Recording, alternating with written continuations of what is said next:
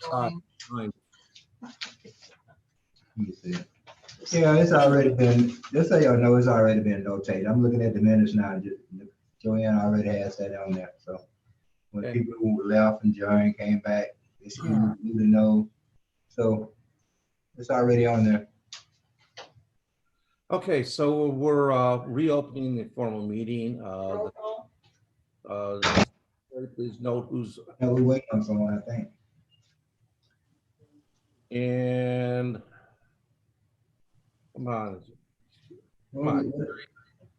Who we doing first? We're moving forward, I guess. We're going to go with planning and economic Okay, development. very good. Thanks. So Kevin, supervisor, Yeah. we're gonna start with water today. Oh, Hey there. You got an echo going on, Matt. We're working on it. You working on it? No picture for me. That's okay, Sherry. At least you're here. So Yeah. for public services, the Public Services Department has been working very hard in this year to provide and continue to provide services for our residents as well as our internal customers as well as our residents. I believe we've done an excellent job with our projects, with our service, with our customer service, looking toward the future on working toward such things as remote work, our building improvements, which are Hey, Matt, I hate to interrupt you. forward thinking for water and sewer, Hang our on. large scale projects, Hang on, Matt. maintenance of large scale projects that we've already completed, such as our maintenance of the splash pad, Matt, our can you hear? landscaping project. Can you hear me? Hey. Matt, Are you muted? Can't you hear? muted? You can't hear? Yeah, I am. I can hear him. I can hear him, but nobody else can hear you for some reason, Matt. I can hear him. I'm talking about Matt. I think we probably should do a roll call so we make sure, that's for Joanne purposes, so she'll know who's here this morning. Thank you.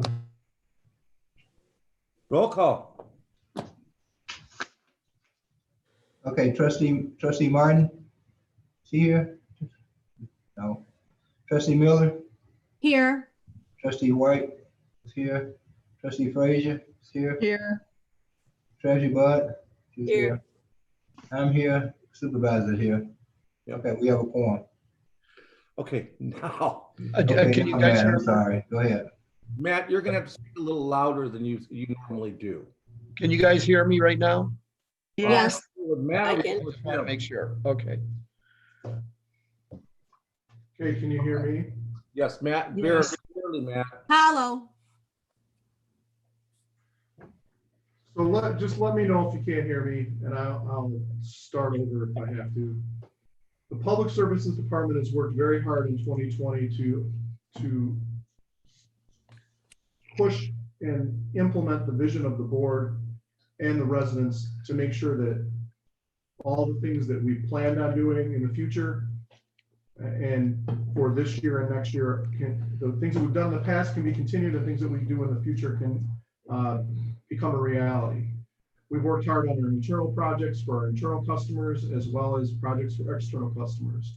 We've worked on projects such as our building improvements, landscaping, as well as big water projects like water main replacements, studies of pressure systems, and as you'll hear in a few minutes, about our rate study that we put together. 2020 was not without challenges. There was this little thing, coronavirus, that popped up that our Little office thing. had because we were fortunate enough to be forward thinking, we had developed a VPN and remote work capabilities with the IT department in January. And just so happened it came in handy. The VPN network service and work that we did allowed us to continue providing services, continuance of services with continuity. We're very proud of that. We worked, our team has worked very hard to continue services and provide next level services for our developers and others that come into the township. As you'll see from the budget overall, last year we ended up with a surplus as a department. this year, I think you'll see overall, our budgets are, from an overall perspective, we have a general reduction in our budgets. They're very conservative. We looked at a lot of issues. We actually started working on our budgets in March, on March 18th, the day we got closed. So we've been working very hard putting this together and making sure all the T's are dotted and I's are crossed. With that, though, there are just a couple caveats that I'll add. We're still waiting for a lot of the PTO turn-ins to be done, the cash out numbers. So some of those numbers will change. And there's a handful of other minor changes that will probably happen between now and then, and we'll talk about those in the presentation. So with that, I would like to introduce Jim Taylor from our Water and Sewer Department to walk through a presentation and also our budget. So thank you. Okay, again, can everybody hear me pretty well? Very clearly. Yes. Okay, good. I just wanted to give you a kind of a brief recap, real brief, before I introduce our rate consultant. And she's going to do a presentation, but I wanted to kind of give you the backdrop on this whole rate methodology. So with that, I'm going to put a screen up that you can take a look at. And let's see if we've got it up there. Okay, so, okay, you can see the screen? Yes. All right. Slideshow. Okay, I'll go with that.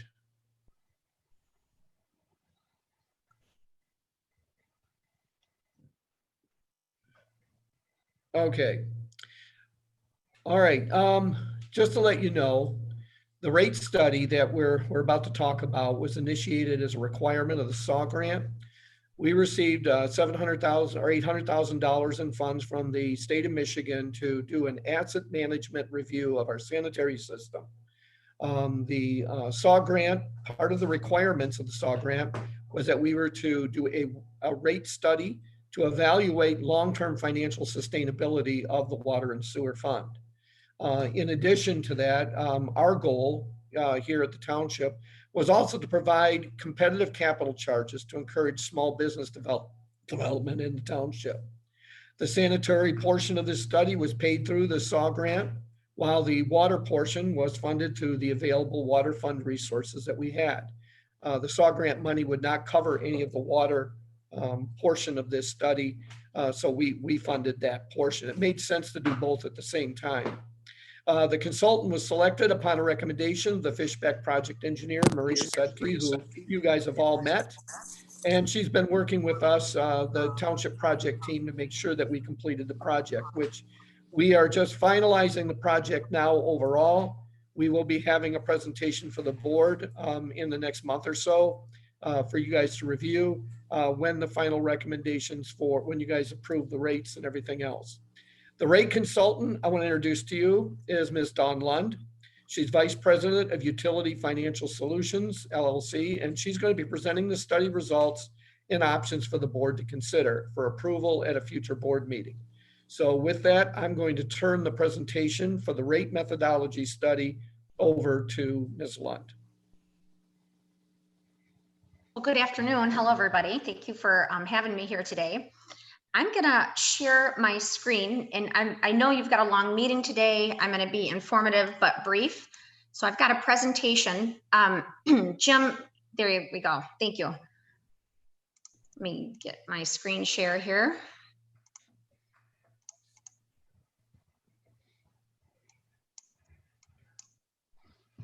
I'll start the slideshow from the beginning here. So as Jim had said, I'm going to review the results of cost of service study for water and sewer. I'm going to talk about some key financial targets. I'm also going to show you how those targets were today, showing you where you are today and where I believe you should be moving into the future to for long-term financial sustainability.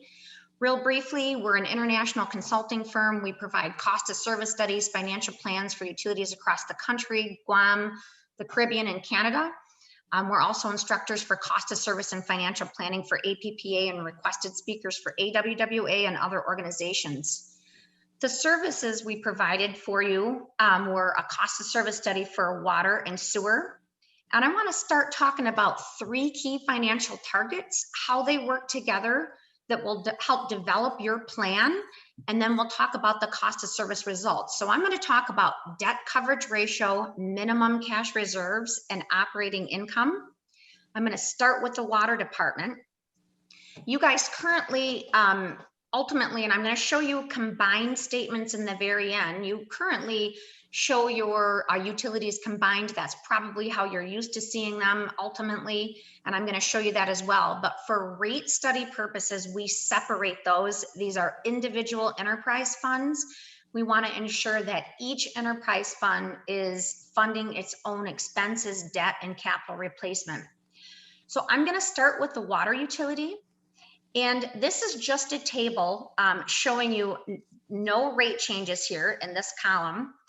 And if we were to operate without any rate changes, you can see the 3 key targets that I'm going to talk about. And in the next couple slides, I'm going to give you detail of what they are, but adjusted operating income, cash balances, and debt coverage ratio. Let me move that so you can see that. Debt coverage ratio, those are the 3 key targets. If I'm fully funding this column here at my target of a positive 1.2 million, I'm fully funding everything I should be funding in the system.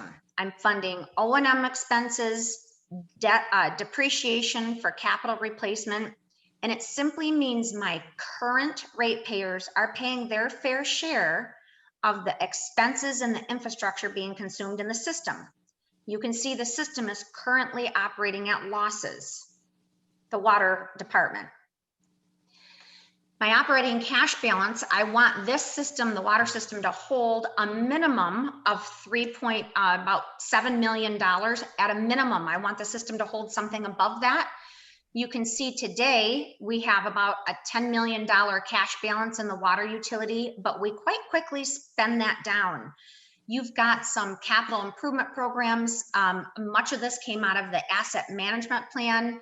And what this plan helps you do is once you've identified assets that need to be replaced, how are we going to pay for that? What do we need to do in order to be able to fund those? So that's an important column here. We're spending down cash quite quickly without any rate adjustments for the capital improvement program we have. This column here is called debt coverage ratio. It's a measurement of debt affordability. Did I cash flow enough from operations in that year to pay my debt service payment? Now, this column here, that last column, looks a little odd because it's negative, but you guys are in a unique situation where you've got a separate cash fund that pays your debt payment through 2028. So what this is showing you is you would not be cash flowing enough from operations to pay your debt payment. However, that isn't as alarming because again, you do have a cash fund on hand to pay that debt payment through 2028. But what the board should be aware of is after 2028, that fund expires or there isn't any funds left in that fund. So when you issue debt in the future, it's going to be a new situation for you. You're going to need to be prepared to be able to cash flow from operations your debt payment. In fact, when that expires in 2028, I think there's still about a $450,000 debt payment outstanding that fund will no longer be able to fund. So that's what this plan is doing. It's trying to get you to prepared for when that fund expires. And it's trying to get you prepared to pay for these capital improvements and keep the system, turn the system healthy and keep the system overall healthy. Is it through rate increases or are there other avenues that we can go? The plan that I've put together is through rate increases. What I heard Matt just say previously is that the budget, you've looked at those in the budget and the budget, from what I heard him say, either held steady. So from the expense side, that would be through the budget side. This plan that I've prepared is through rate increases, which I'll show you in about 3 or 4 slides. Yeah, Good question. It is a good question because I had the same question, but we should hold off until we see that slide because it's not, she's going to alarm us and then you're going to feel better at the end. Yeah, now I'm alarmed now. So yeah, because of all the rate increases we've already had, but okay, let's go on. Exactly. So real quickly, I'm going to go through these quickly. I'm going to go through them once for water. They're the same, obviously, targets for wastewater. I don't need to go through those again. Debt coverage ratio, again, it's an important target. It's a measurement of debt affordability. Did I cash flow enough from operations in that year to pay my debt payment? You can see the formula is adding net income, which is actually a loss here for you in the water department. I'm adding back my non-cash expense of depreciation. I'm adding back my interest expense since it's in my divisor, my denominator. And I cash flowed enough from operations, a negative cash balance. So obviously my debt coverage ratio is not being met. However, again, I do have a separate fund to pay that debt payment. But what's going to be unique for you in the future is when that fund expires, you're not going to have that availability in the future. Minimum cash reserves. I look at 4 risk areas unique to the utility. O&M expenses. Obviously, I want you to have enough cash on hand to pay your O&M expenses. Historical rate base. I look at the historical investment in your system. I want you to recognize you've got millions of dollars in infrastructure out there. If we have a main break, equipment failure, whatever it may be, you need cash on hand to get the system up and running again. I want you to reserve 100% of your debt payment. I want you to always be able to make that debt payment. And we reserve 1/5 or 20% of the 5-year capital improvement program. I want you to have the funds available at the beginning of the construction year. If you tell me you're going to spend $1.5 million next year on capital, I want you to have the funds available to do that. So when we go through this process, by the end of the period, I want the water utility to hold between $3.6 and $4 million. And the plan is going to work you towards that at a minimum. Operating income. All operating income is for a municipal utility. It's a break-even rate of return. I'm trying to fund 2 things. 1, interest expense on debt, since it's below the operating income line. And 2, the inflationary increase on the assets you have invested in the system. Therefore, when you go to replace that in the future, you've got the funds to do that. So when we look at that target, I want the utility to have about a positive $1.2 million operating income. So I'm going to show you 2 options, and I'm also going to show you how it affects the average ratepayer for a 5/8" meter in the next couple slides. But I'm showing you 2 options right now. We're operating at losses. Our cash balance is projected to go negative over the projection period, mainly due to the capital improvement program of all the assets that were identified that needed to be replaced through the asset management program. And of course, that debt coverage ratio, we need to start turning that around and being able to fund our debt payments from cash flow from operations instead of relying on that debt operation fund, because again, that's going to expire in 2028. So I'm giving you 2 options here. Historically, the system over the last several years, which has been very great financial planning and forward thinking on your part, has had 5% rate adjustments over the last couple years. I'm trying to continue around that area as much as I can, but I've got 2 options to show you. 1, I'm front loading a rate increase, 3 increases at 8.5%. I'm going to show you how this affects your average 5/8" customer in a minute here. And then I'm trying to get more to something under 5% moving forward. You can see that over the projection period, again, in the perfect world, this operating income, if everybody is paying their fair share today, this operating income would be $1.2 million every year. You can see that we're operating at losses through 2027, even with the rate adjustment program.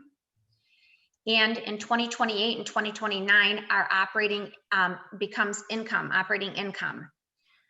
our cash balance, we're spending down pretty significantly. It's hard to get that back once you spend that back, but it's a good thing you've got that balance there to sustain you in the short term, or the rate increases would even be larger. So I've tried to sustain your cash balance something right above the minimum by the end of the projection period. So what we're doing is we're able to fund the capital improvement program with the rate adjustments without borrowing any more money.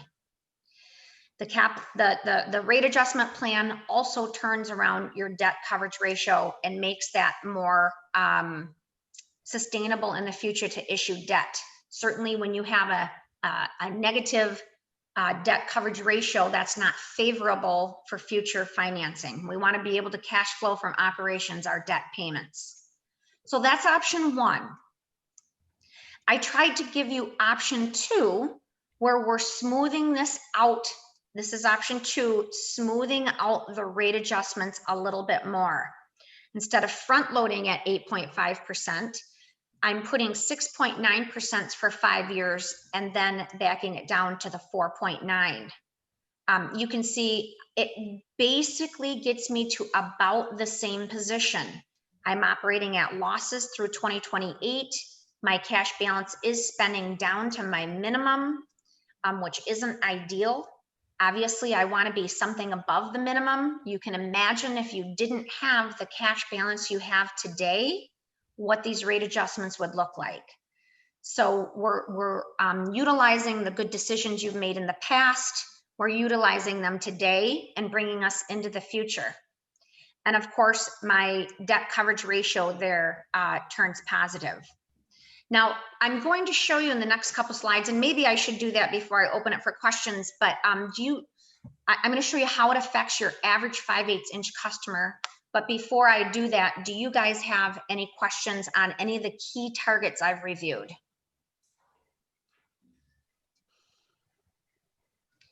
Okay, I'm going to move on, and I'm going to ask for questions later again. I'm going to move on to the cost of service results. And then I'm going to move on to how this rate adjustment affects your average 5/8 inch ratepayer. So what the cost of service study showed is right now, how you're currently charging your customers is you have a quarterly, you charge quarterly customer charge.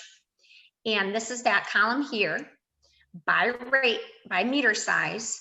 And then you charge a per 1,000 gallon rate. That's typical industry standard rate structure. But what the cost of service study showed for you guys is that your current quarterly customer charges are very low. You currently charge $6.40 per quarter for a 5/8 inch meter. The cost of service study shows that rate should be more like $33.41 per quarter. I am not recommending you move from $6.41 to $33. What this chart is showing you, what this chart is showing you is that it gives you in the perfect world what you would charge. We don't live in the perfect world, but we know what we need to work towards. We know ultimately 5, 7, 10 years from now, what that customer charge should be, what we need to ultimately work towards. It's important to fund the customer charge properly. It gives you revenue stability in periods of declining sales due to weather, COVID, whatever it may be, general economy. When you've pushed so much cost recovery into the variable component, and your sales go down, your revenues go down with it. So it's important for rate stability. It's also important for that year-round ratepayer. When we have a $6.46 customer charge, and we have a seasonal customer that leaves the system, your year-round ratepayers are making up for that. They should be paying $33.40 per quarter. They're paying $6.50. So it helps with subsidization within a rate class as well. So industry standard, if you look at this monthly, that's about $11 a month. Industry standard for a 5/8 inch water meter is anywhere between about $12 and $17 a month. So your monthly customer charges are very low, and I recommend in any future rate design, we push those slowly upwardly. And I'm going to show you how that affects your ratepayer here in a minute. So we know what the cost of service study shows us. The cost of service study shows us we need to, over time, work towards that monthly customer charge and push that up. So I've talked about two rate increase options, one at 6.5% and one at 8.5%. How does that affect your average 5/8 inch user? So we're going to look at a 5/8 inch customer with a 6.5% rate adjustment using about 12 units in the quarter, 12,000 gallons in the quarter. And you're currently charging $6.46 for the customer charge. I'm proposing to move that to $9.75. This is an example. I have to ultimately design all the rates, but this is pretty close to what it would be. You're currently charging $4.26 per 1,000 gallons. I'm proposing to move that to $4.30. Now, what does that mean per quarter? Per quarter to your average 5/8 inch ratepayer, it's about $3.77 or about $1.25 a month. You can see that that average user is right at that 6.5% rate adjustment. We're talking about $1.25 per month. All right. And 8.5%, let me go over that real quick and then we'll take questions. At about the 8.5% rate adjustment, I would propose moving from $6.46 per month to $10.75, keeping that commodity charge from at that $4.30 like the other proposed rate. And this would affect our customers by about $4.70 per quarter. So it's about what, $1.70 maybe per month. Let me calculate that out for you in a minute here. But so that's per quarter. We got to remember these aren't monthly numbers here. But do you guys have any questions on anything I've covered? Any questions, any comments? Dawn? Yes. Oh, I'm sorry. Go ahead, Sherry. I just want to know, so we've kept our rates low intentionally, correct? We didn't raise them like other communities did, or, Well, you know. that's a good question. Let me kind of summarize what it is. About the past 3 to 5 years, you've done a good job of raising rates at the minimum level. All right, you've recognized we need to start doing something, okay? What it shows is you weren't quite doing enough. It's understandable that you want to put the minimum rate increase needed to avoid rate shock to your ratepayer. But what the difference here and what you need to recognize is you've been fortunate in the past that you've had a fund to pay that debt payment. That debt payment fund is expiring. Now, some debt is expiring with it, but what you're currently showing is you're not funding fully everything that should be funding in the system. Your total operating expenses and depreciation to replace those assets in the future. So what you've done in the past, recently, you've made some good decisions having minimal rate increases. We need to bump those up a little bit in the short term to kind of turn the system around, turn those losses around, and then we can back them down to the level of 4.9%.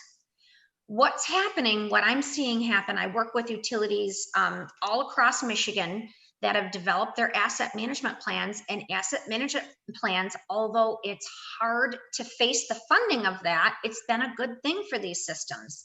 You're identifying what assets need to be replaced. It can be shocking what it shows need to be replaced. And it can also be hard to prepare to replace them. But you've got the ability to do that. You're facing, nobody likes a rate increase. I'm sensitive to that. But you're facing very minimal dollar impacts in general to get your system, to keep it reliable by replacing the things you need to be replacing and keeping it financially sustainable.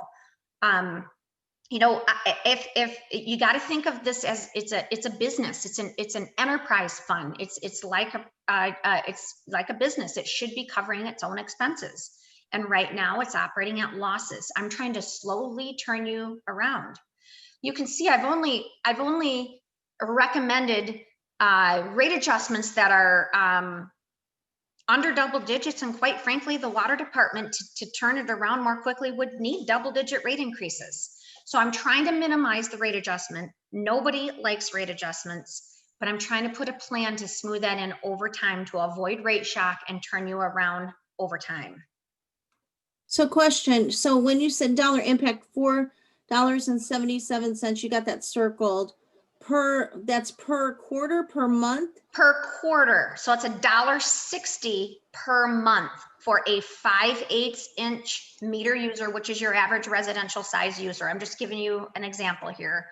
Using 12,000 gallons a month would see about $4.70 a quarter, or $1.60 a month. Well, I think it's best that we do it in small increments, because, you know, the residents are going to be in an uproar if we raise their water that large in one swell swoop. When they're so used, when they're so used to hearing, and we boasted how we were the lowest in the area, Kevin. Yes. Okay. Now we're not going to be, but that I understand why, but You still have to operate. So what? If can I chime in here real quickly? We're still going to be the lowest, I think. Go on. Can I chime in real quickly? Sure. Later on, after Dawn is done with her presentation, one of the slides that I have prepared will show you where we are at right now, if we implement option 2. And so I'll show you in comparison to the other communities where we'll be at. So, okay, that will make me feel better. And Reggie, I think you'll be pleasantly surprised. Okay. Historically, the last 4 years, we've raised the rates 5%. Yeah, So it's 6, not- I think. It says 6 here, so. Yeah. Okay. I have a question. Yes, sir. So if we take option 1 versus option 2, if we took option 1, when would we have to raise rates again? And if by taking option 2, we can stay at that rate for a longer amount of time versus option 1 and having to raise the rates again in a year or two, I think option 2 is probably our best bet. And won't we be earning interest if we do use option 2? We'll have more money, more interest to collect and use towards these funds that, you know, these projects that we need to replace, correct? And Both systems are designed to bring us to sustainability forever. So, I mean, this is a 100-year plan. Yes, but you're still collecting interest on it.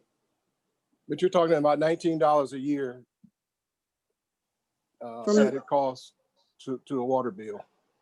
Let me chime in real quickly here so we can clarify some things. So the original question, I think the original question was, if we do the 8.5 compared to the 6.9, how long can we keep it at that rate? This is a yearly plan. This is every year. This is 2021, it would be 6.9. This is 2022, this would be 6.9. Again, this is to turn the losses around and fund this capital improvement program. All right. So can I ask you this? So Sure. 6.9% in 2021, then we raised it another 6.9% in 2022. Correct. We raised it another, Correct. so that's substantial rate increases. So It's that's not $1.25 a month, which is about the half of the price of a cup of coffee. I'm just saying to help turn these losses around. This is what the system will look like if you do nothing. Let's go back to that. You're operating at losses. Your cash will go negative by 2025. Yeah, You won't have any more funds left in the water department. we understand that. So So. But I want people to understand that it's a yearly rate increase. Correct. Now, another comment I want to make is, let's go back to surveys and lowest cost providers. All right, I actually teach a class on this. It can be very dangerous to compare yourself in a survey. Here's why. You can be the lowest cost provider, but at what cost, right? Maybe we've kept rates artificially low. We're operating at losses. So when we compare ourselves to other communities, maybe they're operating at losses. They're keeping their rates artificially low for their ratepayer.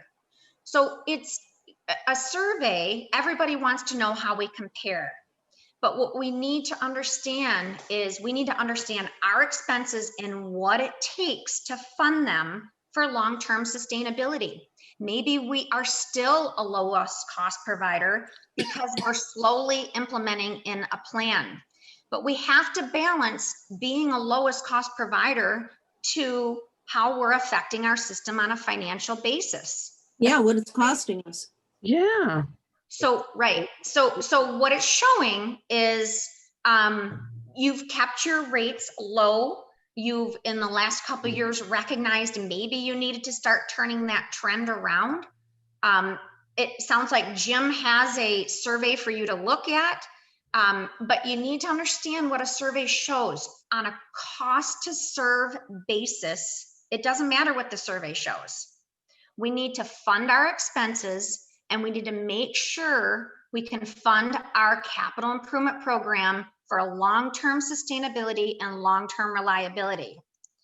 So with that, do you have any more questions before I move on to sewer operations? I think that I should warn the board, but I should let them know that our rate increases of 5% were across the board for sewer and water. And sewer and water, when people get their bill, they look at sewer and water. That's the number they're looking at. So we probably should hear out the rest of this before you guys make any decisions. So, because this will be a separate increase on top of what we just saw. That's what I'm hearing you say. Correct, Kevin? Correct. Okay. So is it really a 10% increase? No, it's still. It's 5 and 5? So let me show you. Good question, and we'll go over that. So let's look at the sewer operation without any rate adjustments. This column here is showing no rate adjustments. Our sewer operation, remember I separated these financially. I'm going to show you them combined in a second here. Our super operation is operating at losses. Our cash balance is spending down very quickly, but one important thing to note here, this looks a little odd, and the reason is because you currently have a combined cash balance. It's going to be important for you to see the combined slide in a few slides.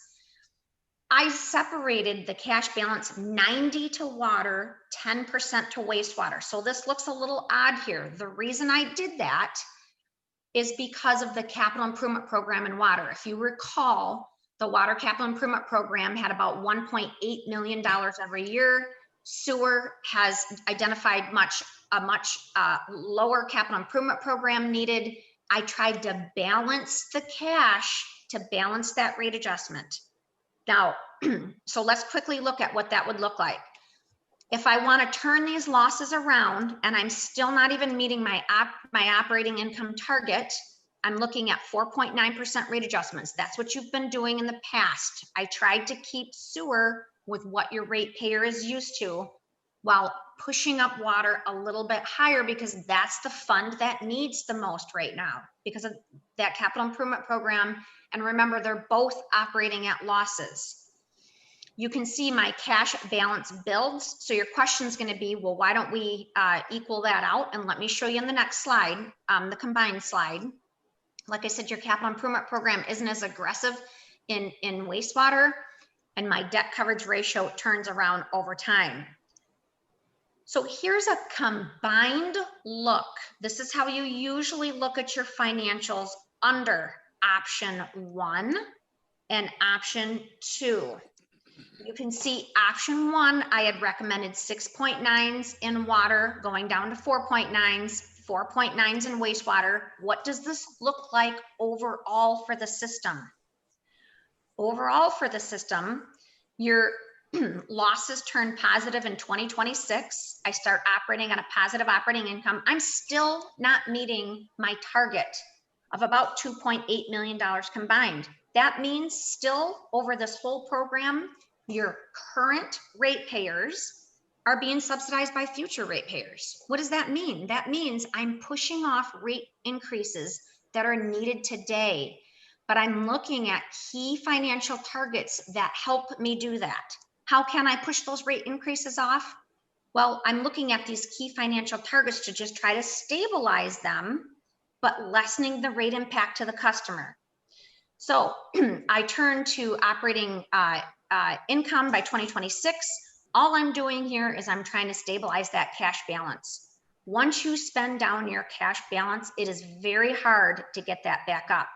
Note that you've got a pretty aggressive capital improvement program in water and sewer, and you don't have to borrow anything to do it. All right. In the short term, we're relying on the cash we have on hand. Over time, I'm trying to turn the losses around and fund the fund back up to stabilize that cash burn. All right. I want you to be something above that minimum cash, and the plan shows you would be. Your debt coverage ratio, again, I mentioned, it's really important you turn that around, because by 2028, that fund goes away, and it shows it here. Debt drops off as well, but the fund that you're used to paying your debt for drops off in 2028. It's all used up. So that's what option 1 shows. Option 2, it gets you about in the same position. That's why these overall, these options are equivalent financially for you. My losses turn around in 2026. Here, my cash is stabilized to about the balance it is today. I'm funding my debt, or excuse me, my capital improvement program without any debt. And I turn that debt coverage ratio around. So do you guys, I can show you real quickly the cost of service results. It's the identical thing that I told you in water. You have a very low customer charge, 5/8 inch meter. This is per quarter, $10.36. The cost of service study shows it would be about $36 per quarter. Not recommending you move that to there. I'm going to show you the rate design next. It just gives you the information of what you need to work towards over time. The rate design, I only showed you one option in sewer that I would recommend, that 4.9%. I would be moving from $10.36 per quarter to $13 per quarter. For a 5/8 inch meter using 12,000 gallons, that would be $3 per quarter, or $1 per month. So if you recall, under option 1, and we combine everything together, because that was a question that was asked before, you know, how is this going to impact together? Remember, the 6.9% was $1.25 a month.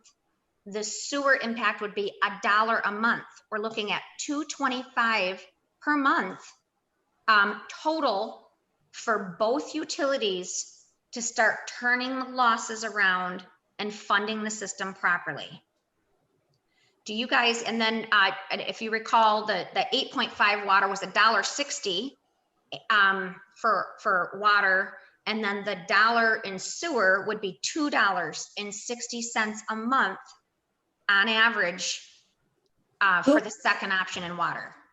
$2.60 per month on Total for water and sewer. Okay.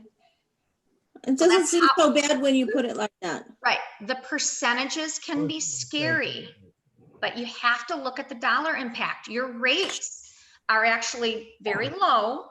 And so we have to seemingly put on a higher percentage in order to really turn the system around financially. So to get even if you went, let's go with the worst case scenario, okay? 8.5% in water and 4.9% in wastewater for a customer 5/8 inch meter using 12,000 gallons for the quarter. Again, we'll look at it monthly again real quickly. It would be $2.60, for example. You know what the weighted average would be between the 4.9 and the 8.5 on a regular bill? Would it be like 6? So good question. We can look at that because on a 5%.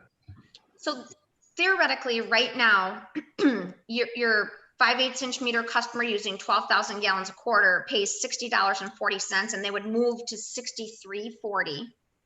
So about $60 a month they pay right now. Let's go look at water real quick. So water pays about almost $58. It's almost 50-50. You know what I mean? What they're paying between water and sewer. Water's a little bit less right now. So it'll be straight line. Okay. So what is that? That's 5% plus 8.5 divided by 2, 6.75. Okay. What was that, Kevin? 6.7% average? For the bill. Total. Yeah. I have another question real quickly. We have a large project coming in at $2.5 million for metering. Did you calculate that number into your numbers? Yes, Jim and I reviewed that and we made sure that was in there.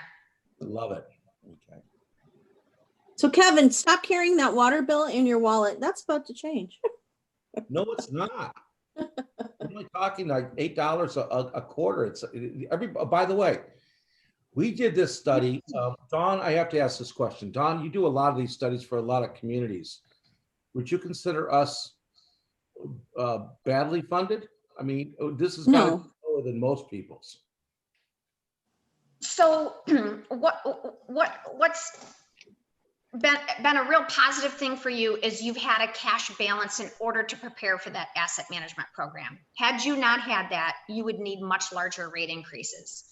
So right now, the beauty of what you've got is you can balance this for your ratepayer. You can lean on that cash fund in the short term until you turn the system around financially. Now, what I'm seeing in general is rate increases need to be at least what you have or even more aggressive with asset management plans that are being identified. Of course, I've seen rate increases lower and I've seen increases much greater.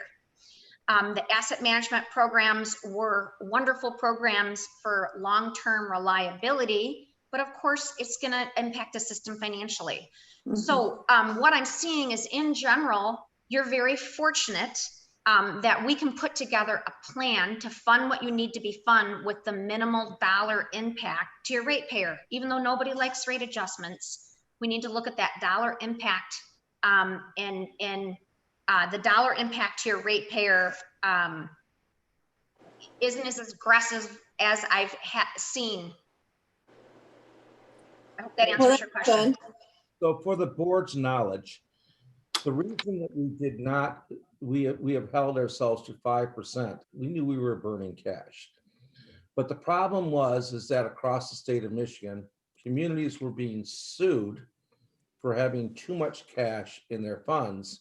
And basically the argument, basically it was lawyers who were saying we can make a ton of cash on municipalities by suing them if they've got too much money sitting in their banks for these things. Without a study and Dawn's help, we did not know how to justify the amount of money that we had in that sewer fund. So we were maintaining the way we are. Now she can show us how to be sustainable going forward forever, I assume. So that's why that was our logic before, but with this study, we can now do this.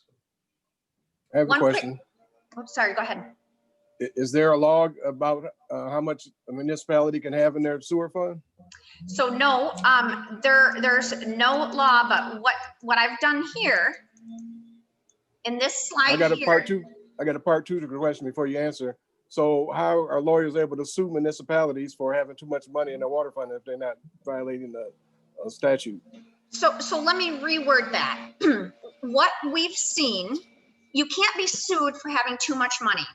You can be what a clue or what sometimes attorneys that we've seen look at is they will quote unquote identify municipals that do have a lot of money. not, what they consider to be an abundance amount of money. Now, you can't be sued just because you have money, but what they lead to is they use that as a springboard to say, you must be charging your customers inappropriately. I'm going to find a way to show you're charging your customers inappropriately because you wouldn't be building that much cash if you did. We're charging appropriately. So they use it as a springboard. But we've identified the minimum you should hold. And when I say minimum, I mean minimum. I want you to be above that minimum. So what they look at is, did you charge your customers inappropriately to build too much cash? And then they use that as a springboard because of course they want to get paid. And they dangle the carrot in front of the ratepayer saying you're going to get some sort of refund. But systems we've seen, you get a very small refund, but it's a way to keep their business going. Where has this happened at where it showed too much money in their account? In the Southeast Michigan area is where municipals are being more closely looked at. And how would we be any different here? You wouldn't, except for you've got a plan that shows you really don't have an abundance amount of money. In fact, if you do nothing, you won't have any money within 5 years.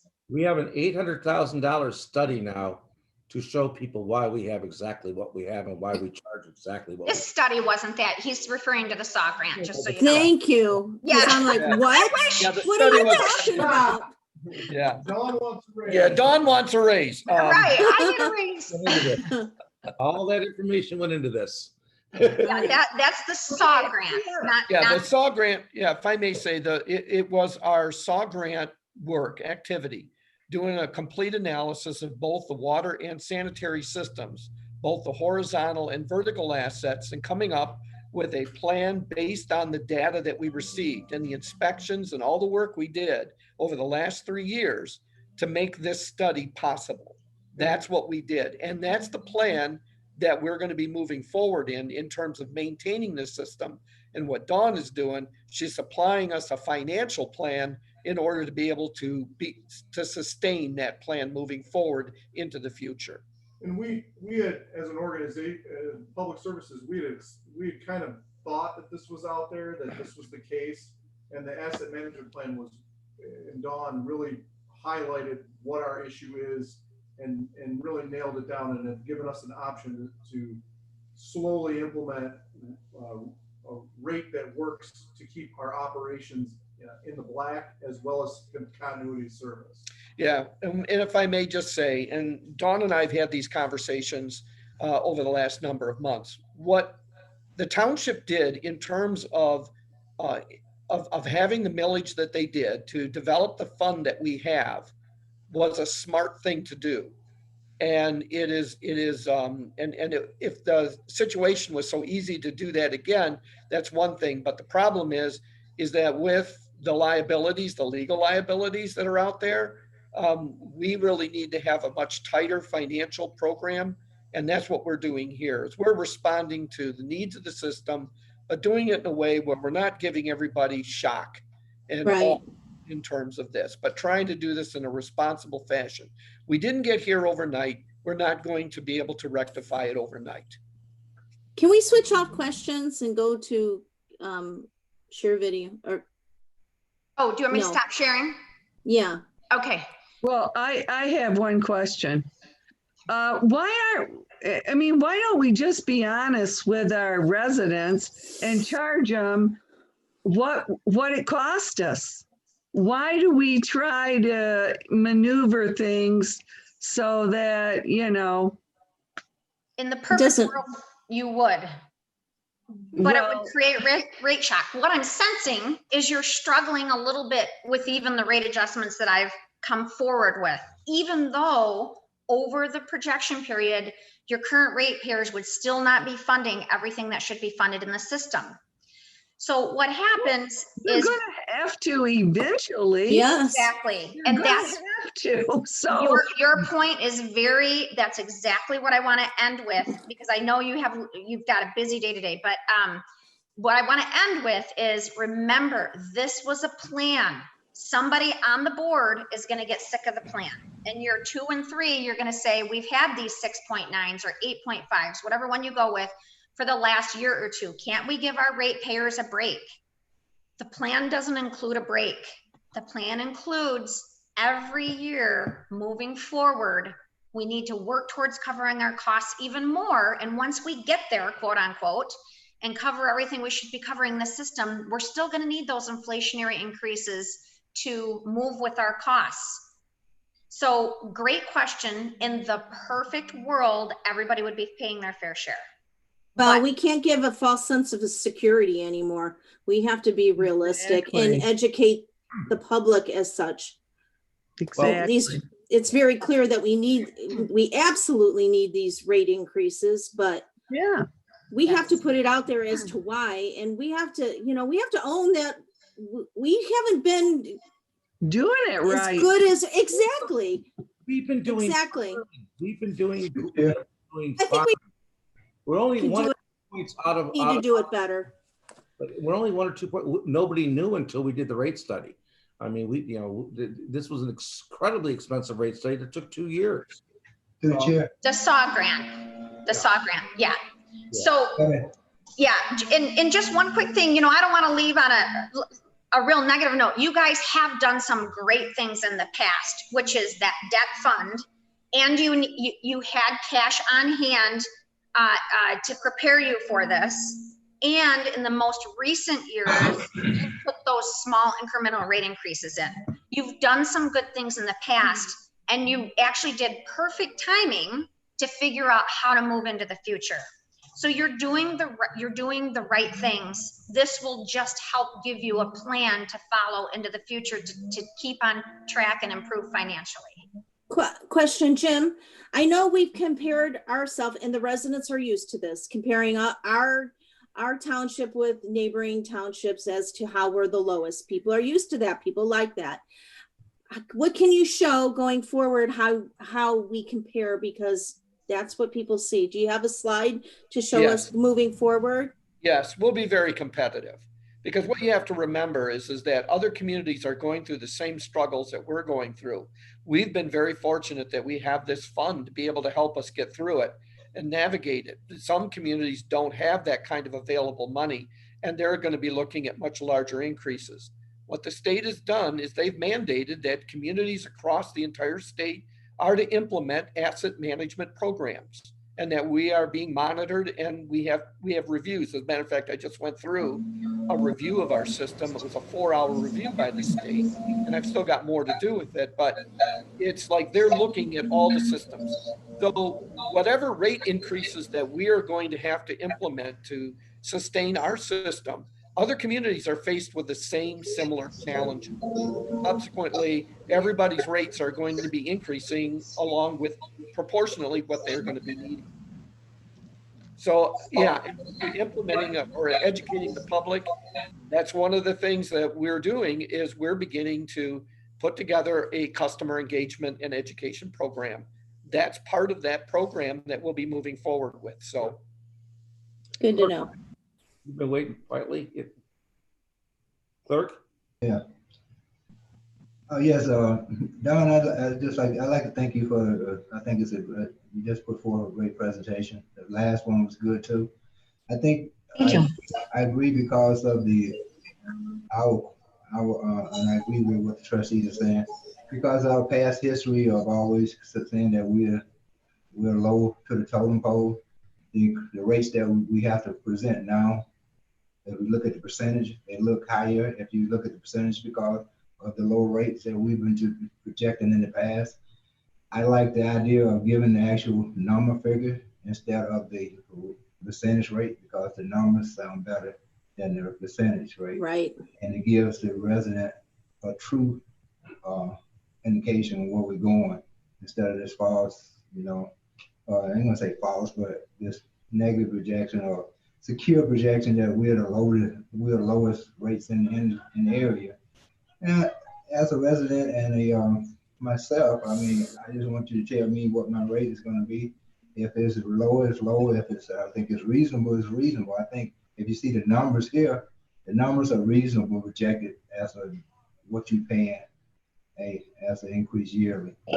So I would prefer to show, when we put this out, to show the actual number figure instead of the percentage, because the numbers look better to me. Sure. Okay, that was one of the best. I mean, the last one she did was a spreadsheet that was probably had 100 sheets in it, and Dawn's an amazing Excel and a great presenter. Very good, yeah. Thank you, thank you. I think that we're, Good information. To the chair. the whole time we went through this thing, there was going to be a double-digit increase. I'm hearing that now. I was very happy actually to see that it was 6.9 or 8.5, and the other one was 5. So it was, it made me happy. We are close to the right number. We're not that far off, and we got to tweak it to make it sustainable going on forever. Any last comments? Oh, I'm sorry. Go ahead, Kevin. Pardon?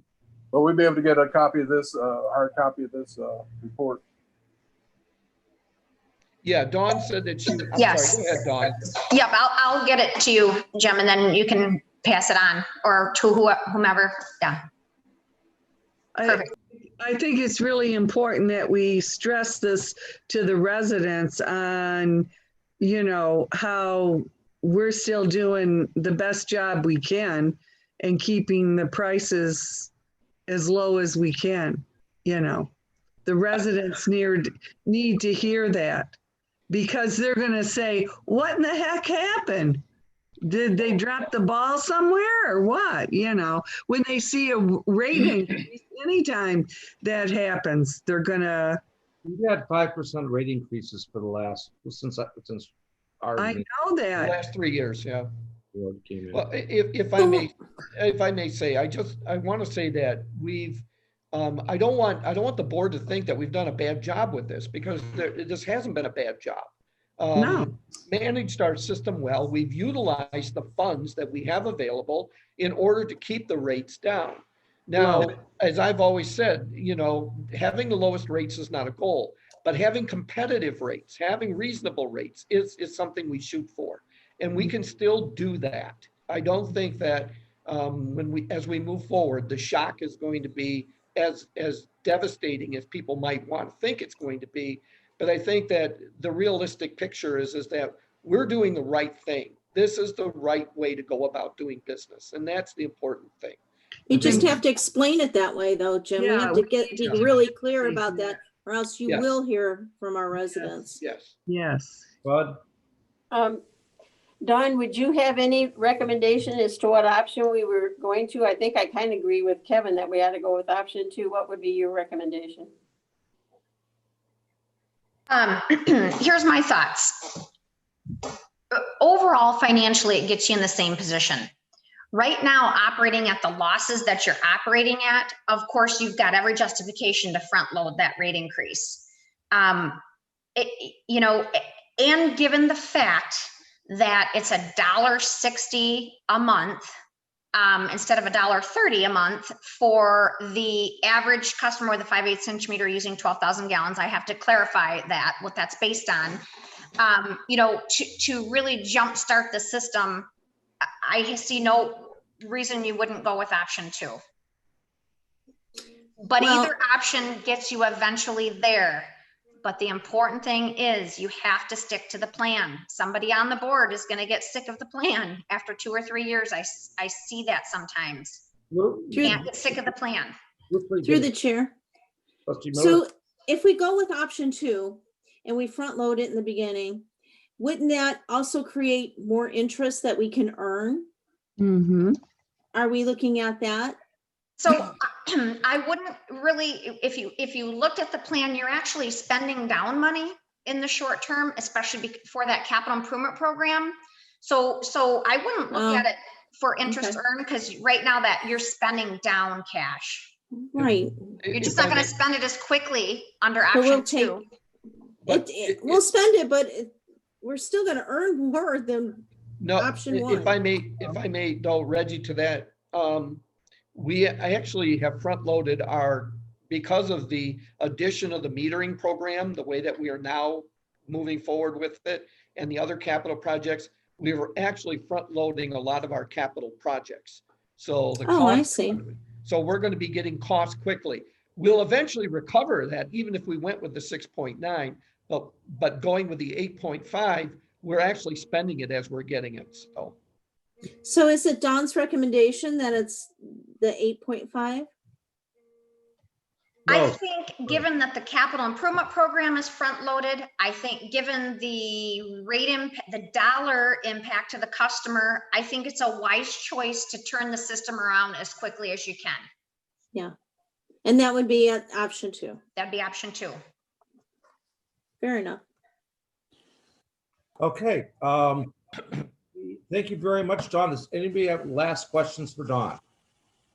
No? Okay, Dawn, thank you very much. Like I said last Thank time. you. more You had a impressed. hard job, Don. Well, thank you, everybody, and sorry I took so much time, but No if you have any problem. questions in the No. future, let me know.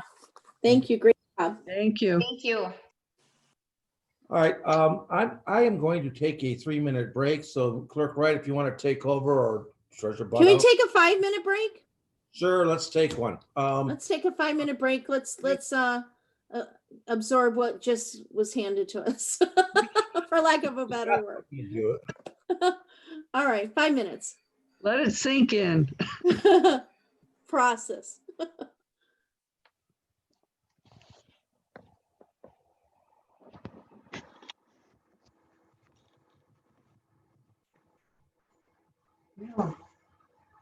Well, I put down my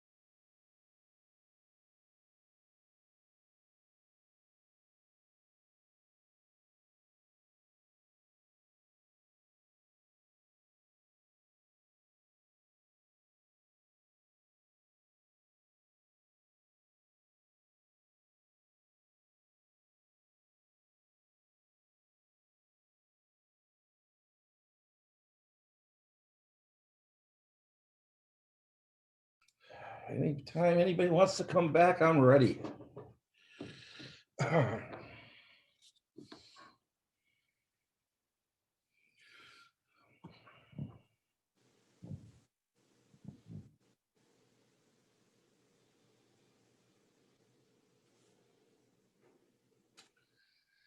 Hello, everybody. Hello. All right. No, that was an amazing study. I mean, we ripped apart. I mean, Jim went into every facet of this system, and it was without those numbers, we couldn't justify anything. But with those numbers, we can justify everything. Yeah, Jim, you showed that to the Water and Sewer Commission, and I don't think anybody had a real great problem with what was going on. No, So- everybody understood what was going on with it. Right. Yeah, I think option 2 is, and I think even Kevin mentioned it, that Well, you that's know, why that's why because we've been so low, I think we probably should front load it so that we can catch up, and then in a less number of years, we can reduce that rate. But even still, you never know when something might happen. You never know Right. when something will happen. Yeah, agree. and it positions you good. If you do have to start taking bonds out, you can get better interest rates because your debt ratio is in a good place as opposed Right. to not being. So, and interest rates are important because that's more money going out the door. But no, I think, yeah, Dawn did a really good job of working with us, but it was as a result of all the work we've done over the last 3 years of putting together the asset management, program moving forward. And so, because, the board's been asking for the data, for the information. They want the data behind the decision-making. And this is, Mhm. we have driven this by data. What Dawn presented was That's driven what's by important. the data of the asset management. We're putting together the final reports for that. We have to report it to the state. We have to give them the results of the outcome of the rate study. All that stuff has to be reported to the state yet. So we've got another couple of months ahead of us of finishing up the reports and getting it finalized. So So when would the first rate increase take place, do you think? January 1st. January 1st. Okay. No, to be clear, I actually wouldn't mind going with the lower rate increase, but I think that this is a marathon that we're in for the rest of our lives, and to make sure it's sustainable. So either way, it doesn't matter to me, but it's a marathon. Whatever plan we pick, we've got to stick with, and future boards are going to have to. I will say this, and I'm going to give you my views, and they may not be Jim's views, but so I'm just going to. It's okay. We work well. You may or not know this, that I come from the sewer business. Okay, I was probably the largest sewer lining contract agent in the state of Michigan. I handled the Detroit water and sewer contracts for all their sewers. I know that there's technology called sewer lining. Sewer lining allows you, it costs almost more money than replacing the sewer, but you don't have to rip. The problem is, and it's a technology that we all use. The problem has always been that there's never been such a thing as water main lining, water lining. Now, 2 days ago, the city of Detroit announced that they're going to do a project, and they're going to put sensors and they're going to line water pipe. Wow. It is. It's exciting because if this company gets approved to do this, I'm going to sell everything I have and remortgage my house and buy stock. It's going to be done across the world. They'll start doing this. Wow. The water lining is, the city of Wyandotte did a project, a limited project in a neighborhood a couple of years ago, testing out a new lining for water mains. And there's probably going to be a market for that there. It's still very early, and right now it's very niche, but it's going to come sooner or later. The technology is getting better and better every year. So at some point in time, you may be looking at, instead of full line or full water main replacement, you'll be looking at water main lining, and that is going to be an option available to us in the future. And I don't think it's that far down the road. Yeah, and so I mean, So we're still looking at a moving dartboard. If that does happen, it'll significantly lower our capital cost to fix water mains, water stuff. So, but who knows? You know, another thing, I don't know if it's important enough, but when you looked at the plan for the second one, the higher increase was for a limited number of years, and probably a new board would be around by the time that happens. So, you know, it's just something to think about. Push it on them. Yeah. Well, because if we really feel it ought to be option 2, then it's the higher rate for the 4 years, and then Yeah. the rate can drop down as long as everything stays status. So, you know, it's just an option, but I think because we've loaded the expenses, maybe we ought to load the money. I agree. Yeah.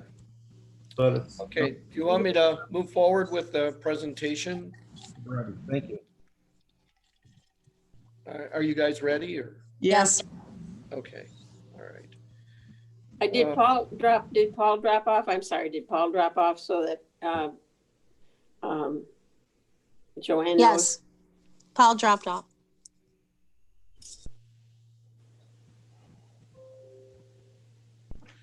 Okay. Okay. All right. So I'm going to go through this. This is our budget review. You guys have gotten a lot of information on the rates and rate methodology, and so with respect to that, you know, let me know when your brains are too overwhelmed, and we'll move forward. Basically, when we talk about the asset management system and we talk about the entire rate structure, it comes down to what our system is. And as you know, these are the assets that we have in our system. We have, you know, about 122 miles of sanitary pipe. We have 180 miles of water main. We have a 2 million gallon elevated water tank, a pump station for the North Huron or the Rouge Valley system, a 1.2 million gallon retention basin, 15 lift stations, and approximately 7,900 metered customers. That's our infrastructure. That's our system. That's what we are working towards in terms of our asset management to maintain over the long haul. Now, with that, just to point out, one of the reasons it's driving and why I really wanted to do this asset management was because if you look at this chart on the lower right-hand corner, you'll see that this is our water main system as it was installed for each decade. And you can look at that the oldest part of our system comprises 30%. Where's that at? You're not moving the. You're not moving the screen, Jim. What's that? You got to move the screen. I got to move it? Yeah. Yeah, you got to get to the right slide. No, it's right there. No, it's not. We're on rate methodology review. Click on it. Move your. Wait a minute, you are on rate methodology review. How are you on that? Okay, hold on. I don't know. You Okay, put it hold on. up. Hold on. There you go. Yep. Click on that. Okay, well, Okay. so somehow I got the share screen messed up. I got it. This represents $100 million to the Van Buren. This is our biggest asset. Come on, And then go to from the beginning. we're working on it. Nicole to the rescue. Doggone. Come on, screen. You have the There's a screen. masked man behind you, Jim. Okay, my screen is, can you see what is the VBT system? Yeah. Yes. Okay, Okay. all right, so, all right, as long as you can see that. I don't know. Okay, hold on here.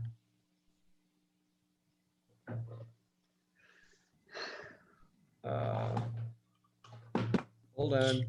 I'm working on it.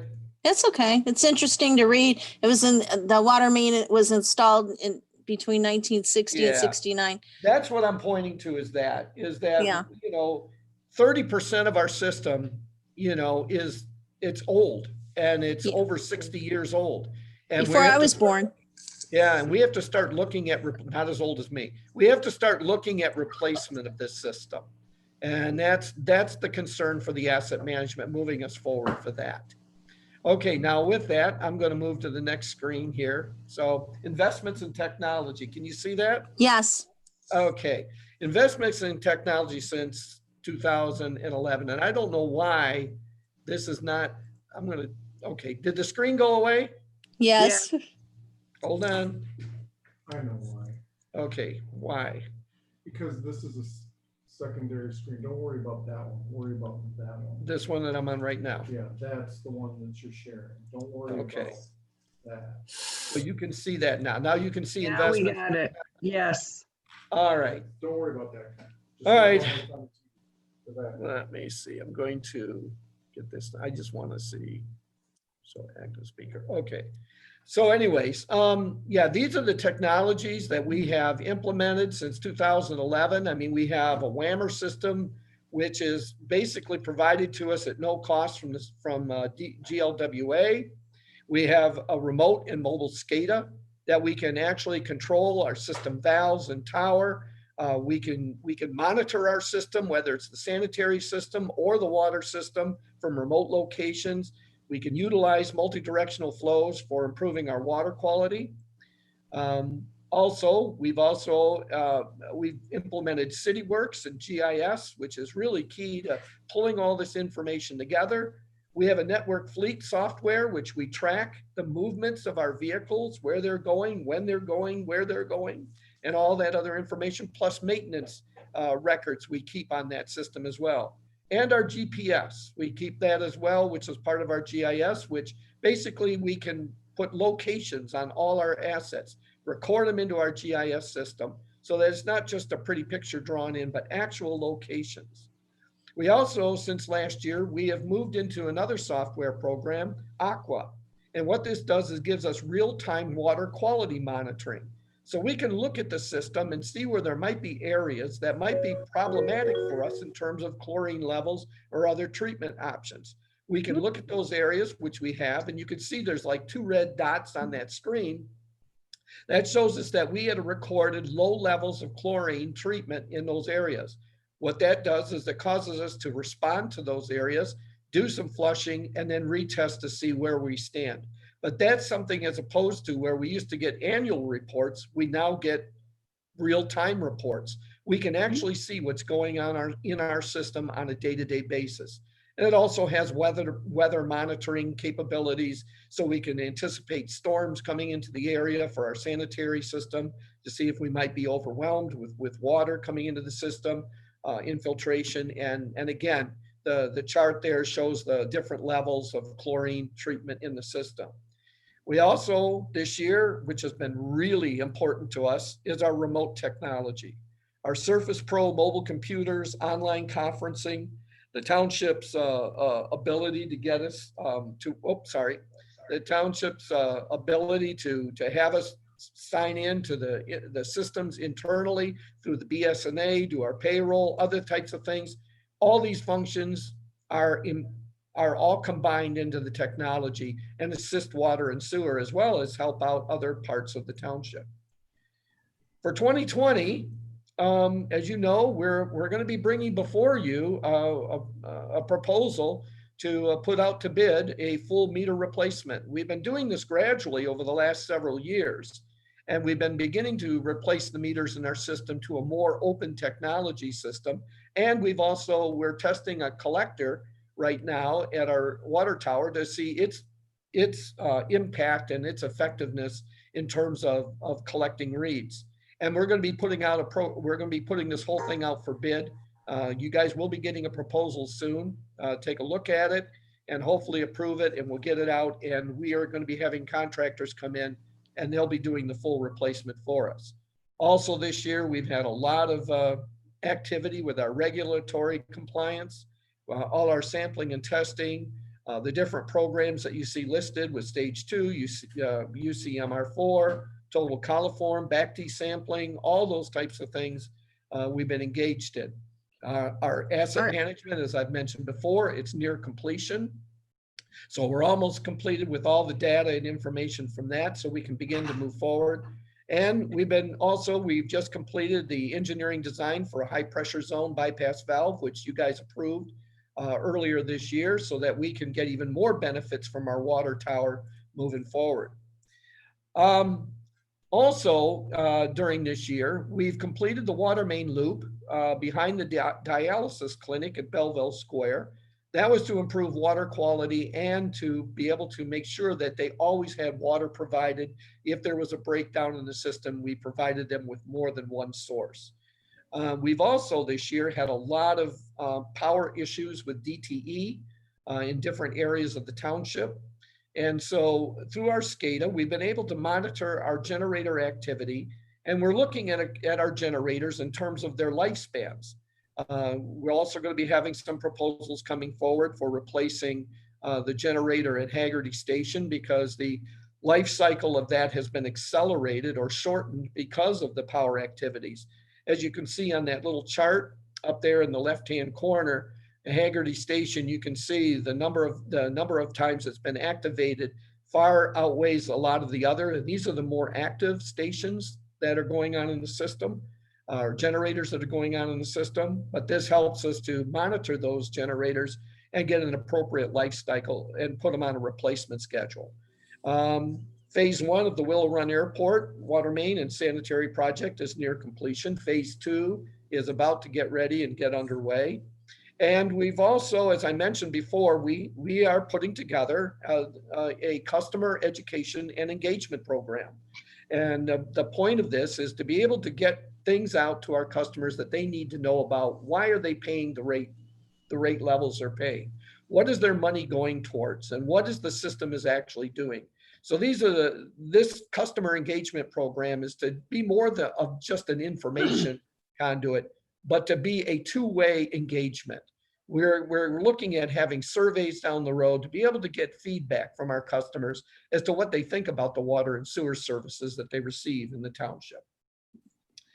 Now, moving forward to the actual budget itself, there's some things that I want to look at moving forward that help us understand why we put the budget together that we put together. We look at our recent customer trends, our sales, our revenue that we capture. We want to look at the rate increases from other service agencies, and we'll talk about that too. Operational and capital costs.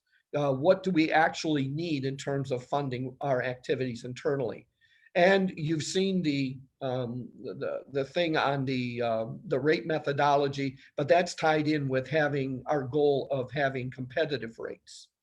So with that, here's our charting out our summer usage since 2012. The blue is the average daily use of customers in Van Buren Township, and the orange indicates the max day usage. So as you can see, the water use in the township, I'm just moving my screen a little bit.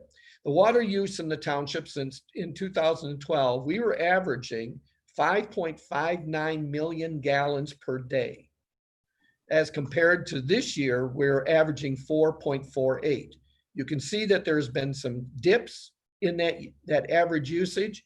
And there's also, you can see that this year we've actually increased in this summer usage. Our max day this year has been 5.6 million gallons. Back in 2012 and prior, the max days were hovering between 7 and 10 million gallons a day. So you can see that the overall usage of water in the township has gone down. This is also a regional trend. It's not just in Van Buren Township, but it's across the entire southeastern Michigan region. Water tower savings. I have to mention, and I will do this in any budget hearing I've ever done, and I will continue to applaud the fact that we have a water tower that has saved us millions of dollars. Without the water tower, the customers would have paid an accumulated total in charges of over $33 million since 2012. Wow. In actuality, our customers have paid an accumulated total in charges of $21 million. This is because we have been able to shave off our peak usages by using the tower. And you can see that on the chart. The blue indicates where our rates would be or where our costs would be without the water tower. And with the water tower, the red indicates where we are presently. And this is because every day we look at our tower, we look at its usage, we manage it, we monitor it, and we manipulate that in the valves through our SCADA system to make sure that we're getting the peak use out of that tower. So I think that was one of the best investments that the township has made, and it's really paid off. I think that total project was somewhere around 11 million. Sherry, do you remember what that project cost was? Well, the total cost was around that, but remember because it was ready, shovel ready when Obama came in office, that we got a significant amount of that to pay for it up front. So really, we didn't pay nothing near the total amount. I forget Okay. how much we paid Sherry. I think we paid like 4.7 million of that, something like that. Sherry, you on mute. Anyway, can I use this in my campaign literature? Maybe we should do a whole article in the magazine on that. We have done that. We have advertised that. Yeah, We Sherry. put this out. Sherry, she's up now. Sherry? Yeah, No, she's still Sherry, on. you're muted. Okay, I couldn't get it off mute, sorry. Oh, okay. Yeah, Jim, you're about right. Yeah, so we paid about maybe 7-8 million for this tower, actually, out of township funds. Yeah, And we have more than made that money up since then. That was a tremendous investment. What was the total amount of that, Sherry? right around, it was 7 or 8, I don't know the exact figure, but it was right around there. Yeah, I thought because it was shovel ready that we got most of that paid for by the Yeah. government. it was Well- a great project. Yeah, we got SRF funding for it, which gave us a much lower interest rate, yes. Yeah. Okay, so that was a good investment. Okay. Looking also as recent trends as part of looking at our customer usage, here's a chart which indicates that typically in July and August, that's when we usually have our largest sales. The green bars on this chart are for 2020. That's what we've seen this July and this August for this summer. You can see that it's pretty significant. The 220 summer high usage, I think, has been driven by two things. It's been driven by higher temperatures than we had over the last couple of years in the summer, and higher residential use because of the COVID restrictions that have been put on people staying at home more and the businesses being closed up and limited access to other external activities. We are primarily a residential community, a bedroom community. We don't have a lot of high impact industry in town.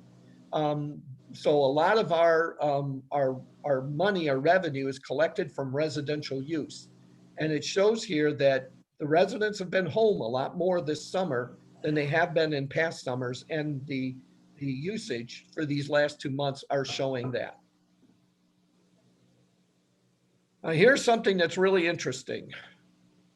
These are the anticipated rate increases for next year, for 2021. Great Lakes Water Authority is going to be issuing us a 3% rate increase. Juva, a 3.1%, DUA, 4.2%, and I'm going to skip down to Yucca, 3.0 rate increase. And the oddball one is Rouge Valley. And you wonder, negative 9.4% decrease. How does that work? Okay, how did that work? Yeah, I had the same question looking at it. Apparently, last year, if you remember, Rouge Valley hit us with a 35% rate increase, Oh, which was really hard to swallow. That money was to be designated towards projects that they were to perform in the coming year, and they were to make up what they had failed to pay Great Lakes over the last previous years. Well, apparently they did some more accounting in their books. And as a result, a lot of the communities either had a very minimal increase this year or a reduction. We were one of those that received a reduction. Overall, the entire rate increase for the whole Rouge Valley system this year was 0.99. So I'm not sure what's going on in Rouge Valley. It's maintained and operated by Wayne County, but that's there. I will take it. I won't refuse that, and then we'll move forward. But that's where we are right now this year. I think that for Great Lakes Water Authority, the way that they're establishing the rate structures, we are really, I don't see that we are going to have double-digit rate increases for water costs anywhere near in the future. I don't see it for the next decade. I think I have we're a in a question. good place with them. Yes. So I know on last year's budget that the average increase to residential quarterly bills was based on $20,000 gallons of usage. Yes. But what we just heard from Dawn, it would be based on 12,000. That's a big difference in the Yeah. two. Yeah, the 20,000 has been a standard that the township has used. But Dawn wanted to get it down to we looked at what we were doing in terms of what were customers actually doing at the 5/8 level, and it was closer to 12,000. So she wanted to make sure she used those numbers. So that's what she was using. Does that make sense overall? It was when you mix in all the businesses and everything else, it's closer to the 20,000 gallon number, but which is what we were basing our rates on. But if you if you look at the breakdown, it's just for that demographic, it's closer to the 12,000. So for the average homeowner with a family of 4, you're saying it's 12,000 It's more closer to that realistic. number. Yeah. If you it's in that add the ballpark. businesses, They're a little bit higher. so what's the difference, Jim, between a 1-inch meter and what she was talking about, a 5/8 meter? I don't Well- understand that. Well, the 1-inch, it's a larger meter because typically they have larger services. So they require a larger meter. So depending on the service size, the meter will be assigned to it. And moving forward with new construction, the minimum is a 1-inch. But it used to be 5/8, but the vast majority of homes in the township still have 5/8 meters. And when we ever do like meter replacement, we're not upgrading them to 1-inch. They will be maintaining still 5/8 meters. So the meter, also the size of the meter will determine your bill? Yes, because it's based on the capacity, the ability to deliver water. That's how it is now. Yeah, that's what we're doing right now. Okay, So I want to request a small one. You probably do. I don't know what size you have in your home at this point, but you probably have either a 3/4 or a 5/8 inch meter. That would be my guess. If you live in some of the newer homes, it all depends on when it was built.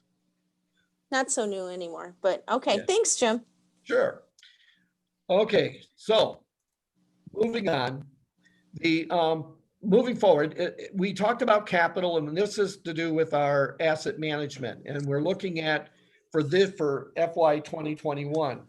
Now, you'll see that I've got these numbers broke down where we've got the meter reading system, 1.3 million, the Michigan Avenue Denton Road water main replacement and sanitary repairs, 1.3. That's splitting, that actually, we've front loaded that number to a 2.6 or 2.3 in the first year, but actually I'm splitting it up because we're not going to complete that project in 1 year. So I'm trying to give you a realistic picture of how these costs break down. Our sanitary, again, this comes from our asset management, our manhole repair, we're looking at 418,000.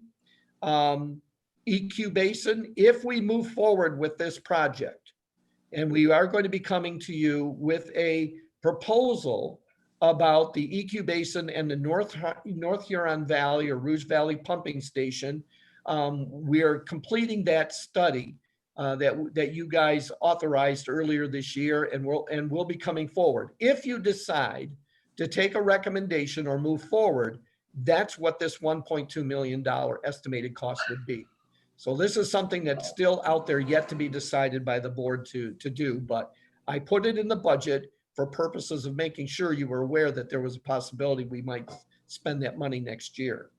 And of course, we have some lift station upgrades. I've mentioned the Haggerty generator replacement and the Wildbrook lift station upgrade.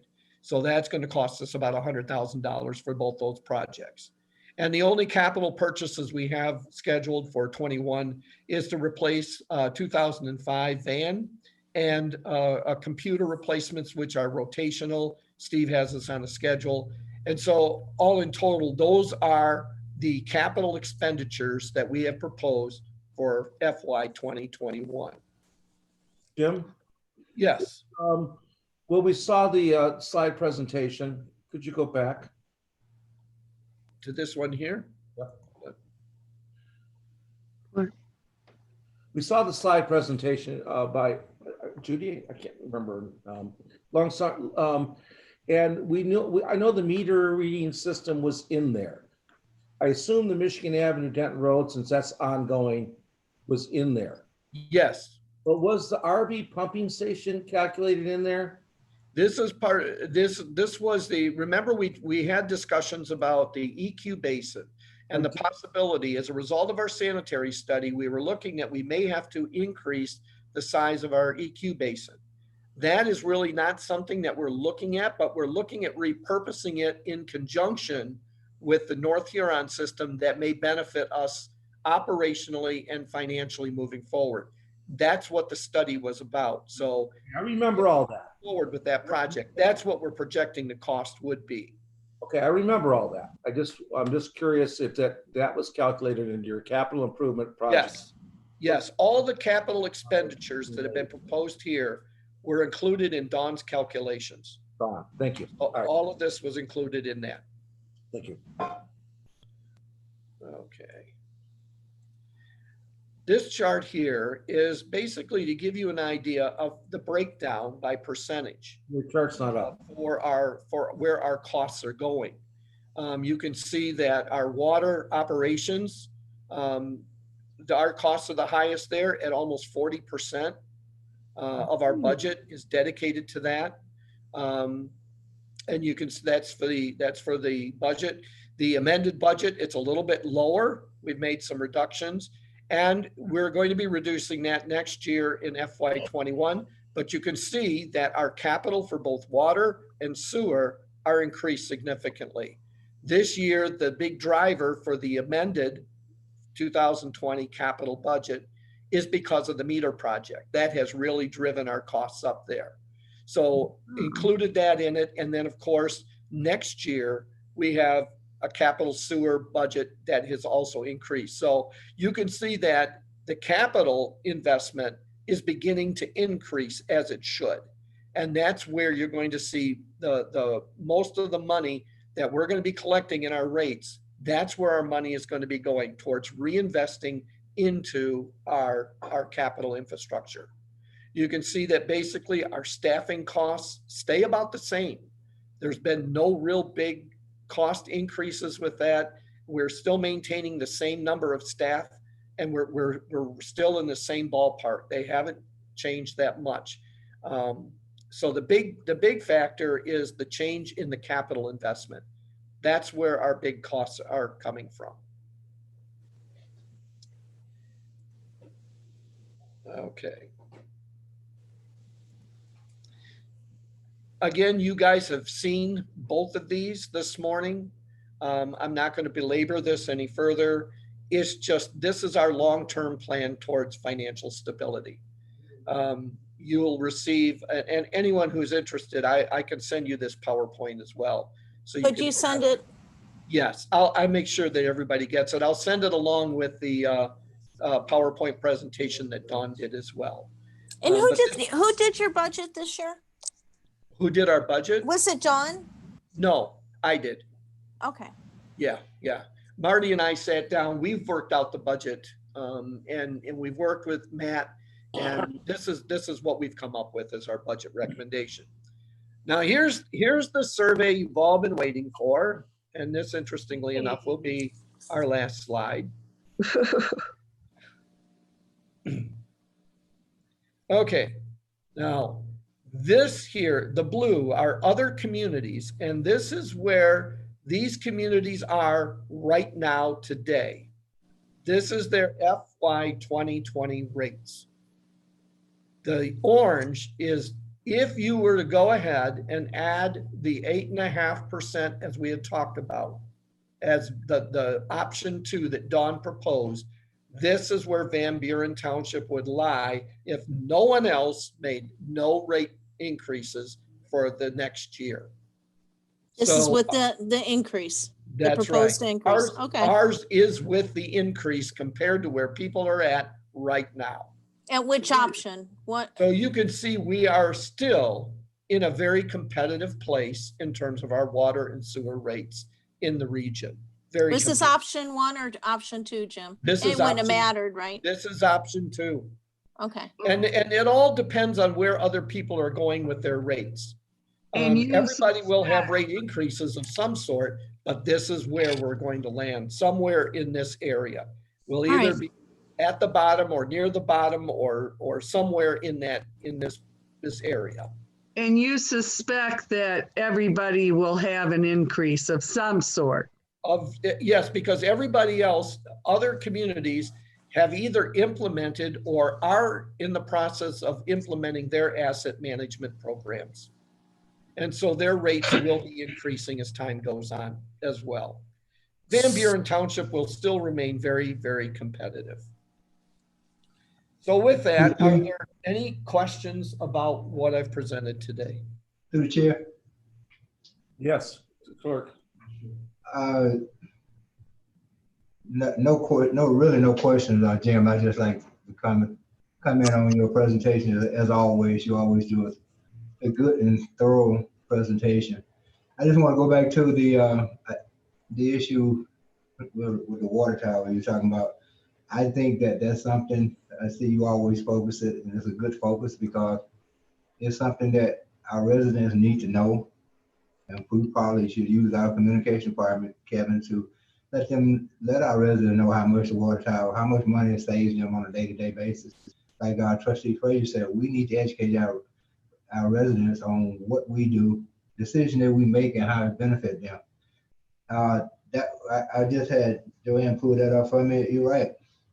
That water tower was a shovel-ready product back when people, for you all that don't know, when Paul and I first came in office under the Obama administration, it was one of his initiatives to get people back to work. So they were looking for a shovel-ready product. The cost of the water tower was $12,440,000. Because we had this as a shovel-ready product, the previous administration was looking at it and we're thinking about building one. We was able to only have to finance $6,645,000. So half of that, we say half of the cost of that, but because it was a shovel-ready product.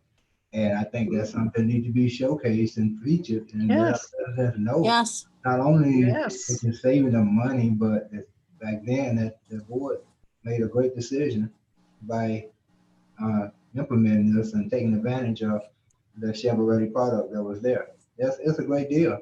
I always tell people how much, whenever they ask me, I always indicate to my people, residents, how much money they're saving by us having that water tower, because otherwise they don't know.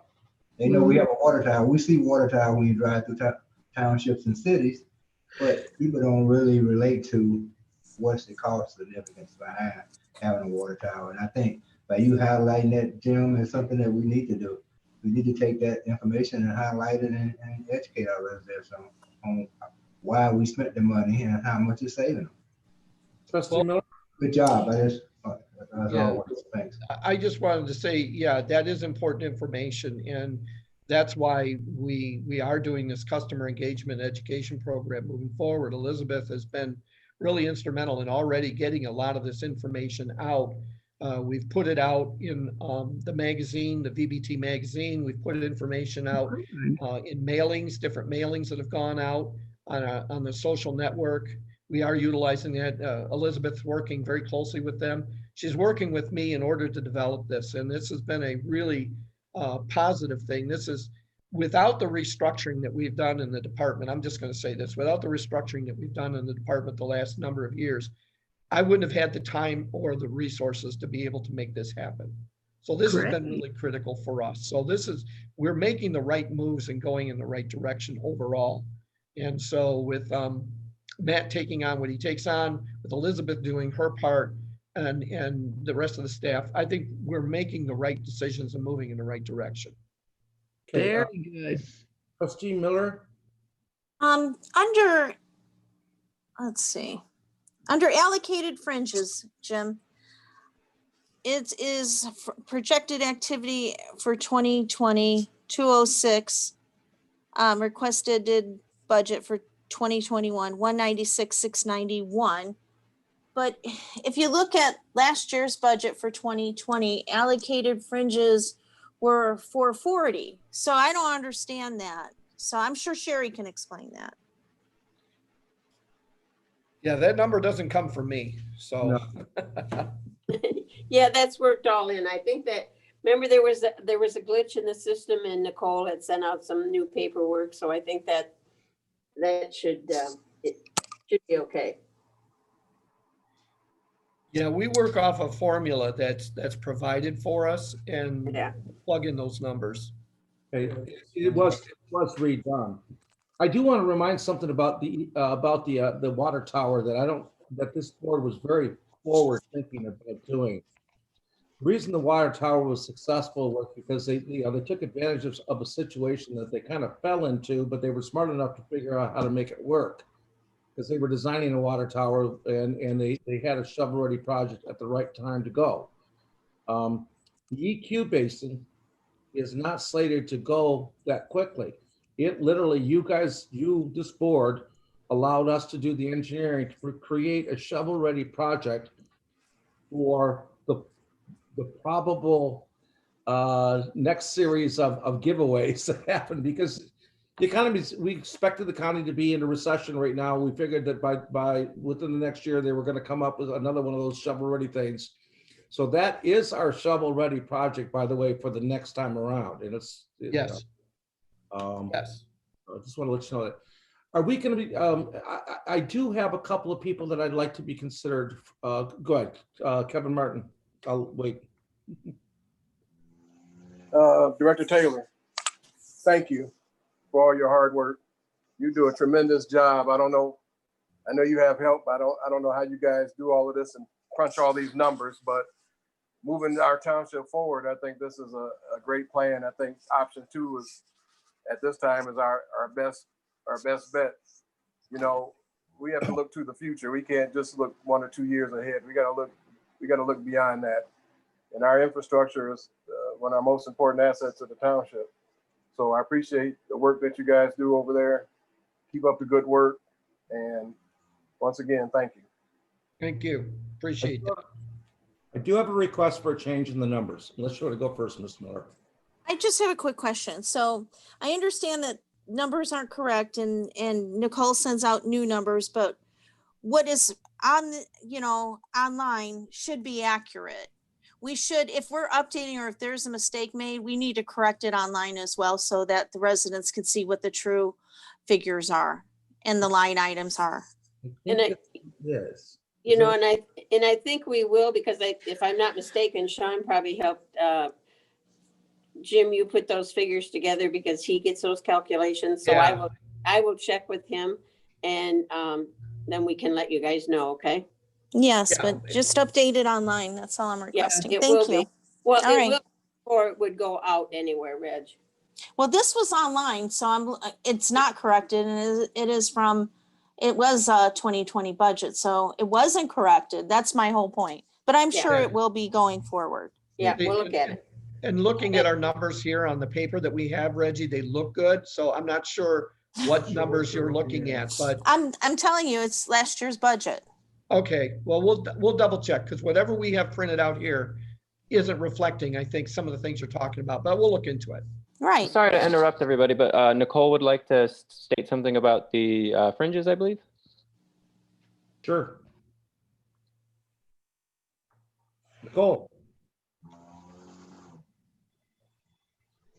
Nicole, are you there? I guess you can do it later. I can hear her talking, but she will come. She'll tell you guys in a minute. Okay, so I'm gonna talk then for a second. I have before I had a phrase freeze on. There are numerous people that have asked for them. I'm sorry, what? You There's blinked out there. fees that was on. There are numerous people that have asked for them, some more than others. I've narrowed it down to 3 people that I'm going to ask for raises for. The first one is in this area, which is Marty Ladd. Marty Ladd operates the tower. He operates the SCADA, the GLWA software, the Aqua Water software. Marty's worked here for 5 years and has never gotten more than the usual amount. I guess, you know, we don't see Marty a lot because he works out of the back maintenance area. I guess the best thing I can say about Marty is we never have a problem. I never hear it's Marty's fault or Marty did this or Marty did that. Everything seems to run right and smooth as silk. And I would like you to consider him for a $5,000 raise. I think he deserves it. I was going to come and ask for one in August or July of this year, and I probably will be with other people, but until COVID settles down, I'm not considering it this time. But Marty and 2 others, definitely, COVID didn't slow them down. They're still working. They're midnight. He has to respond to that SCADA. If there's a pressure change, he operates those valves.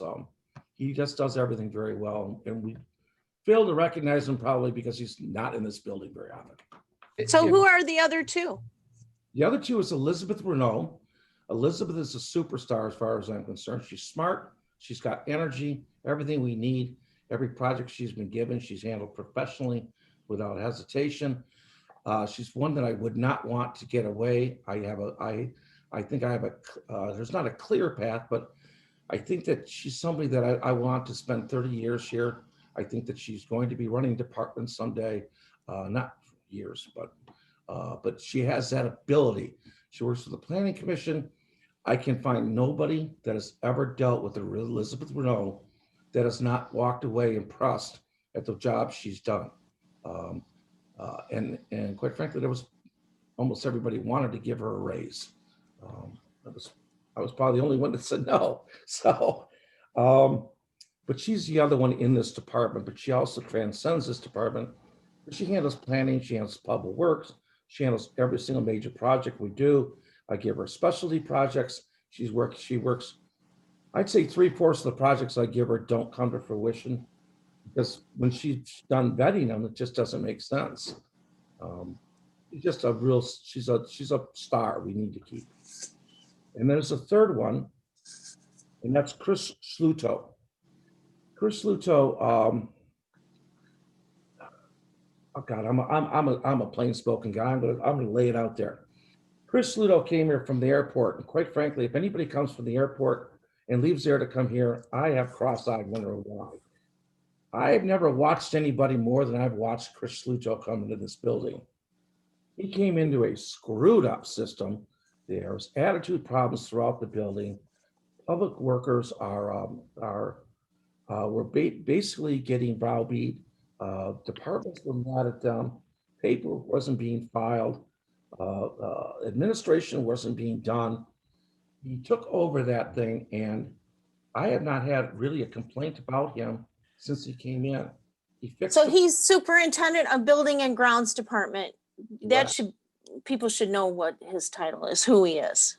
Superintendent of building and grounds. Marty is the superintendent of the water department, and Renee is executive assistant, but she does special projects. That's what she does. She frees up Dan Power. She frees up Jim Taylor. She frees up Matt Best. Works on any projects that I have to. Those are I'm looking for $5,000 each for.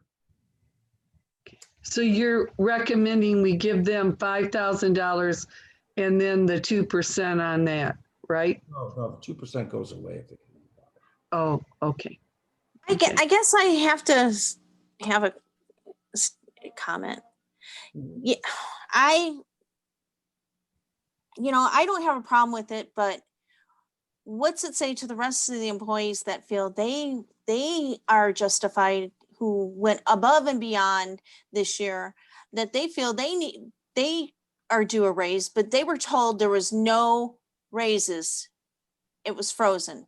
So Now, I know. after yesterday with Clerk Wright, let me finish. After yesterday with Clerk Wright, you said there was 12 that you wanted to give raises to and then 3 today. I just, what message does that send? I will tell you what the other ones are. The other ones are, 3 of them I'm probably gonna come in July and when this thing settles out. But they're rules. What settles out? When COVID settles out. I'm hoping In it's this July? Okay. okay. Because the roles have been diminished because of it. And it's, but when it settles out, we'll know better. There are 2 that I've already talked to the directors. And I'm going to place what I call academic, they need to complete certain academic things that will make them more valuable to the township and fit into our legacy planning. I believe they can complete them in 6 months to a year. And at that time, I am going to come to the board and say, these 2 are now more valuable than they were, and we should pay them as such. So those are the 8 that I talked about.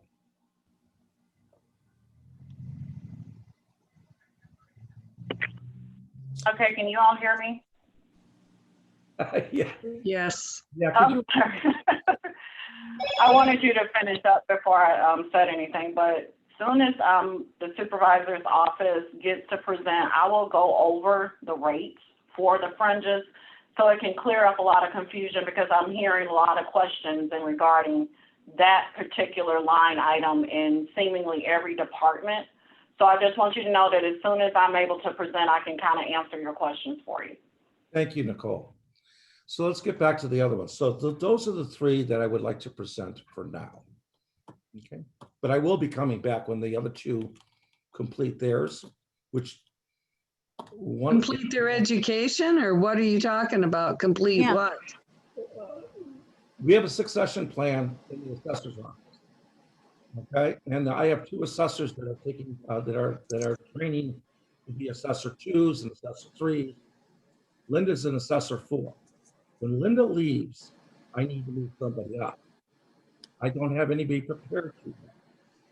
And you want to give a raise and look at salaries at that point, but that's exactly what Clerk Wright was doing just yesterday. And there was so much pushback. I'm just saying, if we're gonna do that here, we should be able to do it there. I am not arguing, okay? Okay, They have not completed those academic things they need to do yet. but they're forecasted to, and you're saying this is going to come back to us. I'm just saying, we just need to be fair. Okay, I don't have a problem with it, what you're recommending. I don't. an assessor 4 costs $750 a day, and we will have to hire one. Right. So, Linda is a bargain. Yeah, if you got any kids, tell them to go into assessing. Okay. Assessing, she works when she feels like it. Oh, is May I that just say true? May I say one last thing? And that is that, along with it, I just want to say, without Marty, I wouldn't have been able to have time to do the things that we're doing right now. And it's funny because we had that storm that came through here. Well, we had a couple storms come through here in the last few weeks. And when you operate sewer, anybody knows, when you operate a sewer system, when you have a storm coming in, you know what? You're up at 3 a.m. when that storm is coming in, and you're looking at your SCADA, and you're looking at where your wells are, and you're looking at, do we have basement flooding possibilities? And if we do, what do we do about it? So it's not an unusual situation where Marty and I are talking to each other at 3, 4 a.m. And this is, and it goes on all the time. It's part of the job. We expect to do that. It's what the job calls for, but but I know that not everybody is in every community is up to that task. But we do that here. So anyways, for what that's worth, I just wanted to let you know that. So I appreciate his effort in making this happen. And I know there were some raises last year that were authorized, and Marty wasn't on that list. He understood. But I thought it would be good this year to bring that forward. So And I appreciate the supervisor speaking to that. So I that's agree. what I'm going to say on it. So All right. unless there's any other questions about the budget or anything. No? Okay. Thank you, folks. I guess I gotta ask, does anybody mind on make those changes? No, I think they're well deserved. Okay. I don't have a problem with it. All right, I guess. How about the rest? Everybody okay with that? We are, we're all. Thank you, I mean, I don't have a problem, no. But I already told them. I'm good. Okay. Moving forward then, we're going on to lunch. Okay. I guess Okay. Okay. we're at lunch till 1 o'clock. And then we'll have Treasury, Supervisor's Department. It should be a short, the Treasurer's Department. Could do that now, if you don't mind. We We're did, you didn't, pretty short people. We don't have a lot. We got almost all payroll. There's not much to cut. Oh, wait. Who have we missed? Oh, we haven't did, Rounds and planning. planning. I'm sorry. Hey, Matt, we're just skipping you. Sorry. They put you down in very fine print. Continue, Mr. Best. You're not on. There's no voice. No sound. Can't hear you. Can't hear. That better? Now we can hear you. There you go. I'm sorry, I'm so technologically not on the ball today. Technolepsy. Yeah, that's it. So we're gonna go into building and grounds and we'll try to do it as quickly as possible. I know you're hungry for lunch. I'm gonna have, Go ahead. I'm gonna introduce Chris Schluto here in a second. He's going to walk through the budget and answer any questions. I'll also have Elizabeth step in for me here. She is she's been on top of all of our capital improvement projects. And I'll have her come over here and answer any questions you guys have about capital. So with that, Chris, you ready? This is Chris Schluto, if you haven't met him. Hi, everybody. There Thank he you for the is. kind words, Kevin. That was very nice All of you. So do you want me to start? How you doing, Chris? Nice to meet you. Mhm. Nice to see you again, Chris. Whatever you want. All right, so we can just go, we can kind of start down with this stuff that I'm a little more day-to-day. Maybe operating supplies, allocated for, operating supplies. Let's go back here. Yeah, so we've maintained that as far as our day-to-day. That contains all of our toilet paper and tissues and cleaners and that kind of stuff. Contracted services, we've maintained that as well. Tell me about that. So contracted services are lawn mowing, long-term contractors that we keep around that we have on a scheduled basis. We have, some other ones as well. So the bigger the fertilization, that kind of stuff that we have come through. Our weekend cleaners that come in and sanitize the bathrooms that we have all set up for that to keep the building clean. So that's kind of where we keep that from. Telephone, we've raised that a bit. That seems to be going up every single year, and it always does. Fleet maintenance, maintain that as well. We've done well this year just because when COVID hit, we weren't driving any vehicles besides police cars. So our fleet sat for 3-4 months, whatever the lockdown was. So we've managed to save some money on that, which is nice as far as this year's budget. These utilities. Let's see. Lost my spot.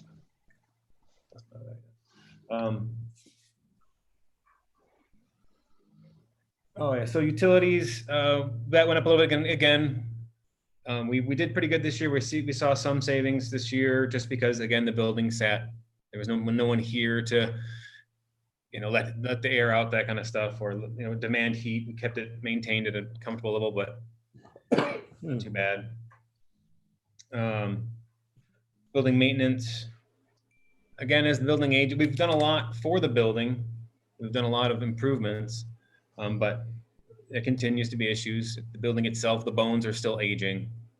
So we're still working on, maintaining that. So that budget's gone up a little bit. That leads the museum. The museum maintenance, again, it's the same thing. We do what we can there. That leaves equipment maintenance. We've maintained that pretty well. Again, that we didn't spend much this year so far, just because, again, the equipment sat for a lot of months. Unfortunately, that means what we've paid a little bit more as of recently, just to get it started again, to get it running again, has taken some some startup costs. But it's done okay. And then other is kind of a catch-all. It's not much. There's $1,000. There's not much there. So it pretty much covers all my kind of day-to-day stuff. Any questions on that at all? Civic fund reimbursement, what was that? That was last year. That was last year. That was. What was that though? Flash pad. Ah, I see. Okay. All right. Matt, did you build anything on a side mower on this thing, or is that in another budget, or did we even discuss it? So Christopher's got prices for the side mower, and I guess it's something that we have the costs. We know what it costs. We have money in the budget for next year in capital outlay potentially for that if we decide to go that route. Okay. But it really depends on what we decide to do. Yeah, we're still working through what exactly would be the best piece of equipment for what we need. We're still kind of analyzing our needs, trying to talk to somebody at county. If we can when we get a hold of somebody, we try and rattle the cage to figure out what we need. But there's not a lot of people available. So we're just kind of still sorting out what exactly we need. We want to buy the right thing. We don't want to overbuy. We don't want to underbuy. We want to hit it right on the head. So let me talk. Now I'm talking to the board, okay? Just so you guys understand what I'm talking about here. Wayne County road money is funded by Act 51 money, which is gasoline sales. Gasoline sales have fallen off the charts. Because of that, Wayne County, before gasoline fell off the charts, had almost 200 job openings in the roads department, but could not fill them because they couldn't pay, because their pay and their benefits were so bad. Since they have fallen off the charts, they not only are not hiring those 200 people, but they're laying off almost 160 more. So getting these roads scraped and potholes is one thing. Getting anybody out there to mow these side streets, I had to go meet with Director Watts and the Chief of Staff for Warren Evans to get them to mow these side lots. And it took months. They just showed up 2 weeks ago. Anybody pulling out of these side streets right now are taking their, before 2 weeks ago, were taking their lives in their hands. You can't see over the weeds. The ditches are filled and they're not going to mow them. It will cost us between $100,000 and $150,000, maybe even about, let's say $150,000 to buy the piece of equipment that would be required for us to do our own work.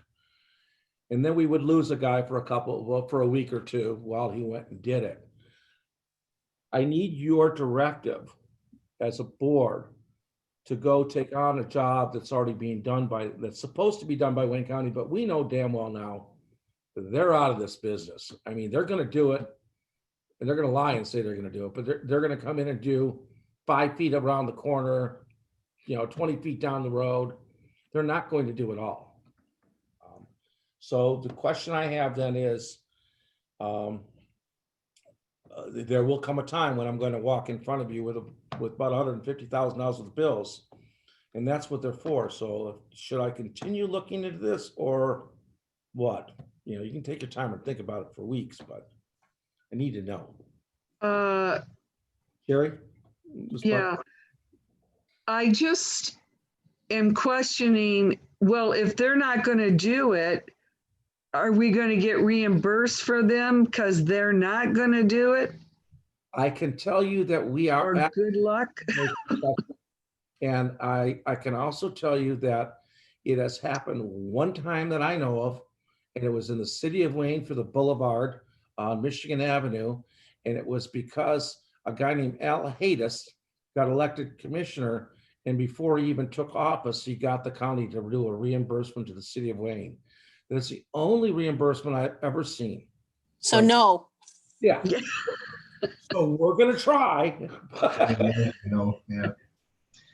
Chris, while I'm thinking about it, I'm looking at my budget. On my budget, just so you know, I don't know if it's maybe been something put in wrong, but I'm showing on your other line item, activity is more than you budgeted.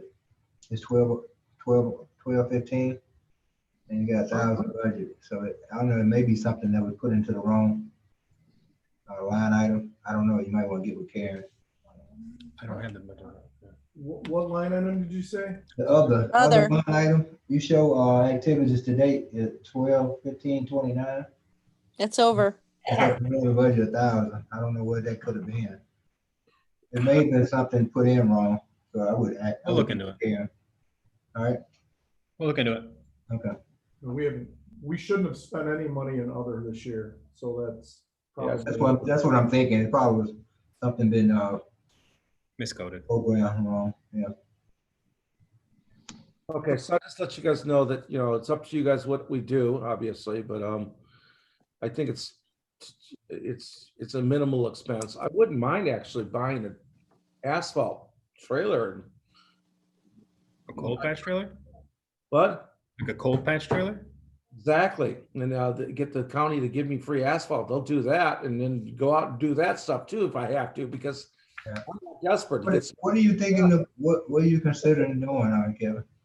Well, I'm planning on doing all the ditches. I think within a week or two, we could do all of the ditches and all the line of sights for all the people, like on Belleville Road, the residents are trying to pull out of their driveways and can't see around. Yeah, Yeah. it's a safety issue. On Savage Road, I mean, you can't pull out Martin Road without saying a prayer and a novena here and there. Sure.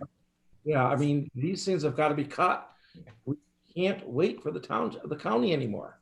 No, we can't. Isn't that what that one man was with the flooding issue? He was told those ditches had to be kept up to standard, and that was cleaning them out and cutting back the brush, and and he was told the county needed to do it, so he was in a catch-20. Me too.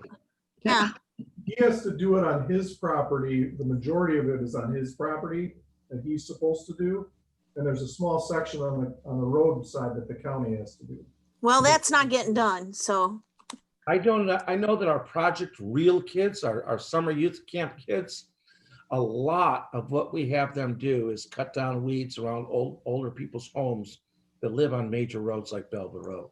But not ditches that this machine could do. So let me be clear. This machine isn't going to cut inside ditches. It's to cut grass along right of way. Chris, I don't think this machine that we're looking at can hang out over the ditch. It can't do the opposite side. It can do the downside of the ditch from the road, but it can't go all the way down and back up. It's just. No, it can also flatten it out. If there's a ditch with a 6-foot plant in it, that 6-foot plant's going to be 2 foot when it's done. Yeah. I just want to make sure we have the right expectation. What, if we buy this one machine, how much can we actually do to where we got people fighting over who gets done and who doesn't get done? One machine doesn't seem to do all of it. Will do all of it? Yes, typically Wayne County only comes into our town and does it for 2 or 3 days. Okay.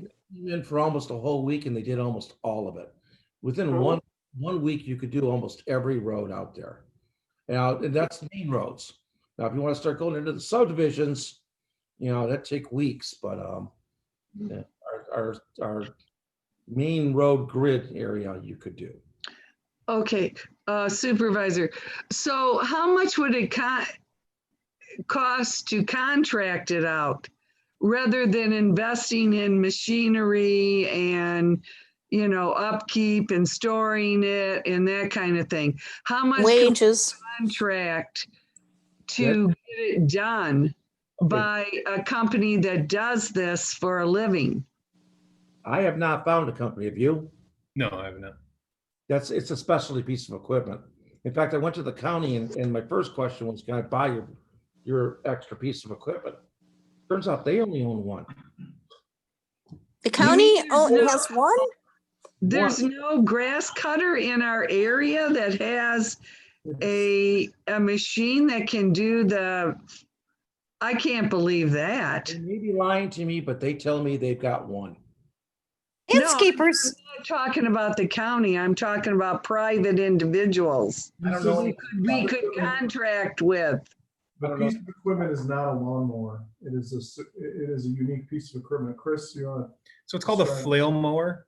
It's basically a rod or a roller that has a Mhm. chain attached to it and small pieces of metal that come off. So it will chew through the side brush that can be big, that can be larger, you know, cattails and that kind of stuff. It can get through it. Now, there might be someone out there. I'm not aware of them. We've looked around a little bit. We will continue to look, but no one right now that I've come across has a flail mower that can do that kind of rough cutting. Now, not to say that isn't true, but so far we haven't come across it. We did think of that. That's a great idea. It's the first thing we should, we did look around, but. I mean, I can't believe that there's not somebody in, you know, I had ditches and, you know, I'm familiar with how they get grown up and stuff, but I just can't believe there's nobody in our area. I'd love to find one. If we can find one, we'd consider that too, yeah. I don't know, some of these farmers may have one of those. I forget what you call those. I mean, I grew up in the South. When in the South, everybody had farms. It wasn't uncommon for someone to have one of those machines that they put on the back of those tractors. I forget, they call them wheat clippers, some type of clippers. But we may have some farmers around here that may have one. I don't know, but I know it's not uncommon for farmers to have one. Yeah, I think we should look in Sumter and Canton too, you know. But I don't know. We'll take a look around and otherwise we'll make the presentation to the board and the board can decide at that time whether or not they want to go forward with it. Mhm. Put it on your radar. So any other questions regarding this first portion of the budget with Chris? Mm-mm. No. No. Okay, at that point, let's Call them jump bush to hogs. capital. Clerk Wright, did you have something? No, I just thought about it. They call them bush hogs. I had a senior moment there. The only thing about a bush hog, it just only cuts level. We got one, but it just cuts level. It's not a bush hog that would cut down the slopes or anything on a ditch. We do have, know what a bush hog is. While we're on this group, why don't we hit cemetery real fast since we do have some movements going on in cemetery. Yes. You want me to talk about it? No. The cemetery budget, if you look at the cemetery budget, you will see that we have put significant capital improvements in the budget for 2020. We're in the middle of putting some fencing. We've put some fencing issues up and some road improvements up and signage, which we're working on right now. We've also about to contract with a vegetation management company that will and that's what the budget for 2021 reflects. Where we'll be managing the vegetation in a smart way with our partner, who also is working on French Landing Dam, which is natural community services. So we're actually taking out a lot of some of the trees already, and we're working on improving the groundskeeping there, the roadway, the fences, and we have developed basically a 3-year plan. Year one is this year. COVID kind of set us back a little bit, Year 2 is vegetation management. Year 3 will be the improvements to the road network and additional fencing and other things as we go forward. So there is a reflection in the budget for cemetery of increased salary, increased hours for our staff to work in that area, because we're anticipating, unfortunately, a bit more work in that area. So those are the changes for the cemetery budget, of keeping it very simple. Okay. Matt, I'm glad to hear that, because that's one of the only thing, I think that on election day, I had a big conversation with one lady that was passing out signage, and she was talking about the cemetery. I believe it was Sue. She was complaining about, which one is that? Is that Sue or Otisville? The one out in the country. That's Otisville, isn't it? I think. Yes. But anyway, she was complaining about the fencing and the overgrowth there. So, and that we wasn't taking very good care of our cemetery, which is, so I'm glad to see that we do have some money being put into the cemetery, because it is one of the things that you have to look at. I mean, there's data out there that shows that two things people look into it. It shows that if you're going to get to be that premier community, if you have a decent school system and you take care of your cemeteries. If you notice that if you drive through premier communities, first thing you do, if you look at a community that consider themselves premier, you always take a look at their cemetery. That's a cemetery that's in pristine condition, and it's a representation of the community and what they think about it. So she was right. So I'm glad to see that we want to put some more upkeep into our cemetery. They keep complaining about the nicks and cuts of the tombstones by the contractors. And I know contractors go out there and it's hard to get the right contractor. I mean, landscapers have a problem hiring people that care, because they just have a problem. Like you said, we talked about that earlier, getting good help. But we do have to ensure that they get with their workers and make sure that they don't just beat up the headstones out in the cemetery, because they are being contracted and we are paying them a good amount. So they need to have some oversight in that. So that's something we need to talk to them about also. But thank you for doing that. Kevin and Matt. Thank you. Just to finish on that, we're moving away from lawn cutting into a grounds management company for the cemetery. So that's a 3-year plan. That's what we're doing. We're right in line with what you're saying. Good, thanks. Sounds good, because we have to respect those who have passed. We are, you're not doing it for the votes. Let's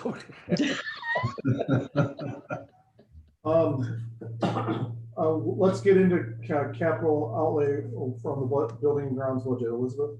Good morning, board. So I'm going to share my screen. Give me just a second. Can you all see that? Mm-hmm. All right. Yes. Thank you. So we'll go through 2020 first. As you see over here, these were all of our projected projects for 2020. First, we had the gateway signs, which the last time we talked was when I came to the board ready to bid out the project. We held off on that because of COVID-19, but we'll talk about this in a minute, but we're pushing that into 2021. We completed some capital projects at the BAM. We did a side door repair on one of the exterior doors that was falling apart. And we did some trim and window repair as well. We're currently in the process of pursuing an HVAC replacement in one of our units in Township Hall. Still deciding which one. Chris Schluto will be working on that. We completed a $15,000 Township Hall roof repair to get our roof in working order. We completed the Township Hall landscaping project, which I'm sure many of you have seen. Still working on the final punch list, have to replace a few of the plants, but it is done. We completed the stone column entrance project, some LED upgrades in the Van Buren Park Barn and also the senior cafeteria. We have some French Landing improvements that are in progress right now. I know that Parks and Rec spoke about that yesterday. In our budget, it covers more of the planning and feasibility studies in order to complete the actual construction capital project. So that's like the geotechnical investigations, the site surveying, the engineering in order to get the plans to bid them out. We have a few computer replacements. We replaced 2 trucks in our fleet. That's complete. We have some miscellaneous furniture items and replacements around Township Hall. And then, as you know, we are currently working on the tennis and pickleball court renovation project. So 2020 capital outlay was approved by the board to be $720,000 originally. We reflected a proposed amendment to the line item to add $150,000. That was an MMRMA reimbursement that was used on the stone column entrance project. And then also just recently, the board approved the pickleball tennis court renovation project. So those funds, we're requesting them to be pulled from general fund and placed into the building and grounds capital outlay line item. So that would bring us up to $1,089,360. However, because we put a few of the projects on hold for 2020 and kind of skimmed some of them down because of COVID-19, we're projecting an approximate savings of $250,000 in our capital outlay item. It could be more. That's a pretty conservative estimate. So all in all, we will probably end out the year around $840,000, give or take what our savings are from not completing some of the projects. Does anyone have any questions on 2020? I just like to suggest that you put pictures. I mean, it's a good thing to have a picture so that the public sees, you know, a picture is worth 1,000 words. We can say we did this, we did that. Well, you know, blah, blah, blah. Let's get those pictures up there. We're living in the day of technology. Absolutely. Let's see what the stone column entrance really looks like now. Let's see what the upgrades to Van Buren Park Barn look like. I think we owe it to our residents and to ourselves. I can't get around to all these things, you know, quickly enough maybe to be knowledgeable on what we've spent the money on, you know. So I'm just suggesting that you get pictures with it. Absolutely. So I appreciate the suggestion. The communications team has been instrumental in helping us showcase our capital projects. Currently, Ryan Nichols from the communications team is working on developing a video spotlighting the outdoor tennis and pickleball project. So they have been really great. They've been showcasing on social media all of our projects. So shout out to them because they're doing an awesome job. That's great. Through the chair. Yes, Fred. Yep. Elizabeth, this don't really pertain to what you presented, but it's the past one. Matt, while I'm thinking about it, or who Mr. Matt is listening, I was asked by the persons that do the flags in the cemetery, could we possibly consider flag holders? Because it seems like every time they put the flags out, they get tore up or whipped up by the weed whackers. So I don't know, maybe that's something we could price out. We looked at flag holders per your request about 2 years ago. Mm-hmm. And the cost is, we have to talk about cost because the number that we have to purchase and the cost, it's something we'd have to bring to the board. Okay. Maybe we could go to the families and split Well, the. give me a call, and then I can. It may be right, Trustee Fleisch, you're right. it may be something like we could go to some of the families that do donations, or I could do business donations. I don't know. Mhm. However, we need to supplement it, but without a cost. I'm not against purchasing them. I think it's a great idea because it protects the flags that are placed at the sites. It's just, it's a significant cost to do it for every site. And we would have to come to the board to get that approved. Well, get the information and then we can make a determination on how to fund it, maybe. Elizabeth? Yes, thank you. So 2021, we have gateway signage that moved over to 2021. We'll be bidding the project out at the beginning of the year so we can get some costs to bring back to the board. We have a proposed project for some facade and elevation improvements to Township Hall building. To my knowledge, we haven't had a lot of improvements to the outside of the building for a while. So that could include painting, some different elevation changes. We would bring some options to the board for that. Also replacing the outdoor signage at Township Hall. So the big letters and logo that are currently on the actual building, we would be replacing those. We also would be following our regular scheduled HVAC replacement program to make sure that we're keeping up with our infrastructure. We are proposing a Otisville Sheldon dirt wall. So similar to the dirt walls that are in the main hallway, but it would be 4 screens essentially that would be made up into one large screen that could be used for a variety of different programming. So that, and then some miscellaneous furniture items. So when will the 2021 gateway, not gateway, but the signage for the Otisville Sheldon wall come to the board? Well, because we haven't approved that yet. No, these are all proposed projects that we are putting in our budget for proposed 2021 projects. Obviously, that would have to come to the board for final approval.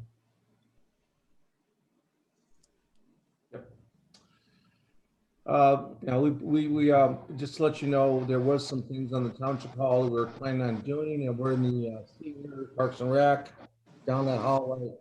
They've all been put on hold due to the fact that I believe that strongly that we may in a year or two be redesigning that entire half of the building for a community center.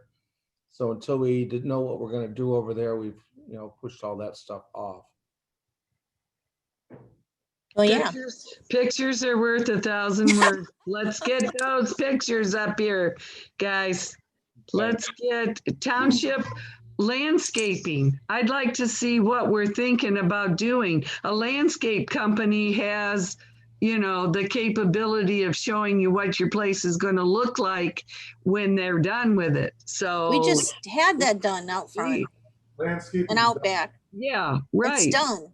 I know, but I'm just saying pictures. Now we need to trim it. Working on it. Okay, I can't see anybody, but I heard Kevin Martin. Did you want to speak, Mr. Martin? Can you go to full screen now? Mr. Martin, okay, all right. We'll get pictures where we're curious. All right. Great job, Elizabeth. Thank you. Yes, thank you. Good job. Think of anything else. I mean, it's not that it's going to be a down year. We've still got a lot of stuff we're going to be doing, but we really are, DDA is building its reserves, and you know why. I mean, we're not looking at doing a lot of major things because we're trying to build our reserves, and we've got a weird year coming ahead of us. And we're kind of being safe for next year, although it's going to look like we're running deficit spending. I don't know. We're just holding on for 1 year. Okay. Who's next? Mr. Power, I think. I think lunch. Lunch? Well, I don't know. We have one more guy to go. Dan Power.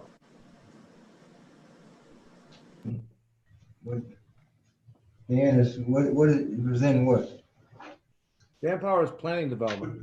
So if you'd like to move forward, we can. Yeah, Yeah. let's go. Let me just do the planning and building department. This is Dan's first year with the township. He's done a fantastic job. We're very proud to have him. Before he talks about the budget, I wanted to just briefly give you something that I think is important for you to see. This is our projected revenues. And I'm going to look at the big screen because my little screen I can't really see it. So currently, when COVID started, we were projected to be about $29,000 under budget on the building and planning program. But it's turned out that building and our planning services have been, since we've come back, has been fantastic. We're bringing in revenue to support the building and planning program at a significant rate. Currently, right now, today, in our revenue, we have $971,520, which is over our 2020 budget. So we are in the black officially today. However, if you project over the next course, very conservative, which is using $891 a day in revenue, which is the amount that we had in the first 3 months of the year, which is our slowest year. That'll put us at 1.079 million for the year, which would give us an additional $170,000 over budget. However, if you do the projection that I've been tracking for the rest of the session, or for this past year, if you go by the rate that we have been pulling in revenue, you're looking at a $1.38 million generation of revenue for the year, which is about $475,000. I anticipate it's going to be somewhere in between the 170 and the 475, but I just wanted to show you that we are in significantly good shape in the building and planning department. And that's really in part to Dan Powers' hard work. Whether, I don't think we've talked about this yet, but Dan Powers, during the COVID-19 shutdown, along with the rest of our team, Dan took his part, was the building department, and we kept up on inspections and permitting from home. And Dan lost some of his hair, I think. He's on his way. So this number and this revenue is in direct because of how hard Dan Power works. So I just wanted to show this and give him the kudos that he deserves. And Dan, I'll let you talk. So thank you. All right, thank you very much, Director Best. That was very kind. Good morning, board. Thanks for having me. I'll try to be succinct before lunch here. I tend to be pretty graphically inclined, but today I'm just going to go through some high points of the budget, and feel free, of course, to ask questions. Just as a refresher, and I appreciate having the opportunity to be here. Just started at the beginning of the year, so as Director Best said, I'm getting up to speed on some things. But as a refresher, our division within DPS oversees building and trades permits and inspections related to construction, development review, community planning, and customer service as it relates to zoning and building. So within our staff, we have the DPS director and executive assistant sort of overseeing our division also. But within our division, we have myself, the director, a chief building official, and 3 account clerks currently. Our expenses are primarily in wages and related expenses for staff, consultant and inspector fees for contracted service providers, and other costs, including supplies and training. The revenues broadly come from building permit and development review processes.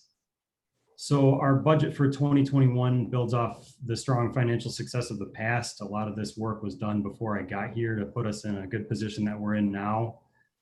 We have a healthy and slim budget that maintains service with targeted reductions for an overall reduction between 3% and 4% from 2020, just acknowledging that there are uncertainties in the economy.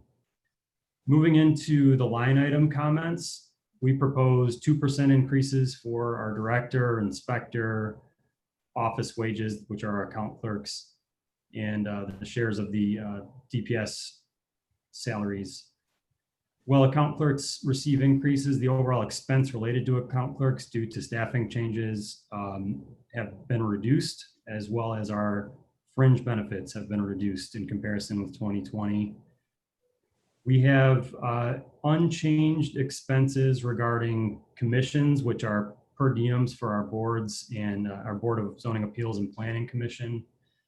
Memberships and dues, such as professional memberships, transportation and trainings, such as the conferences that we as staff occasionally attend.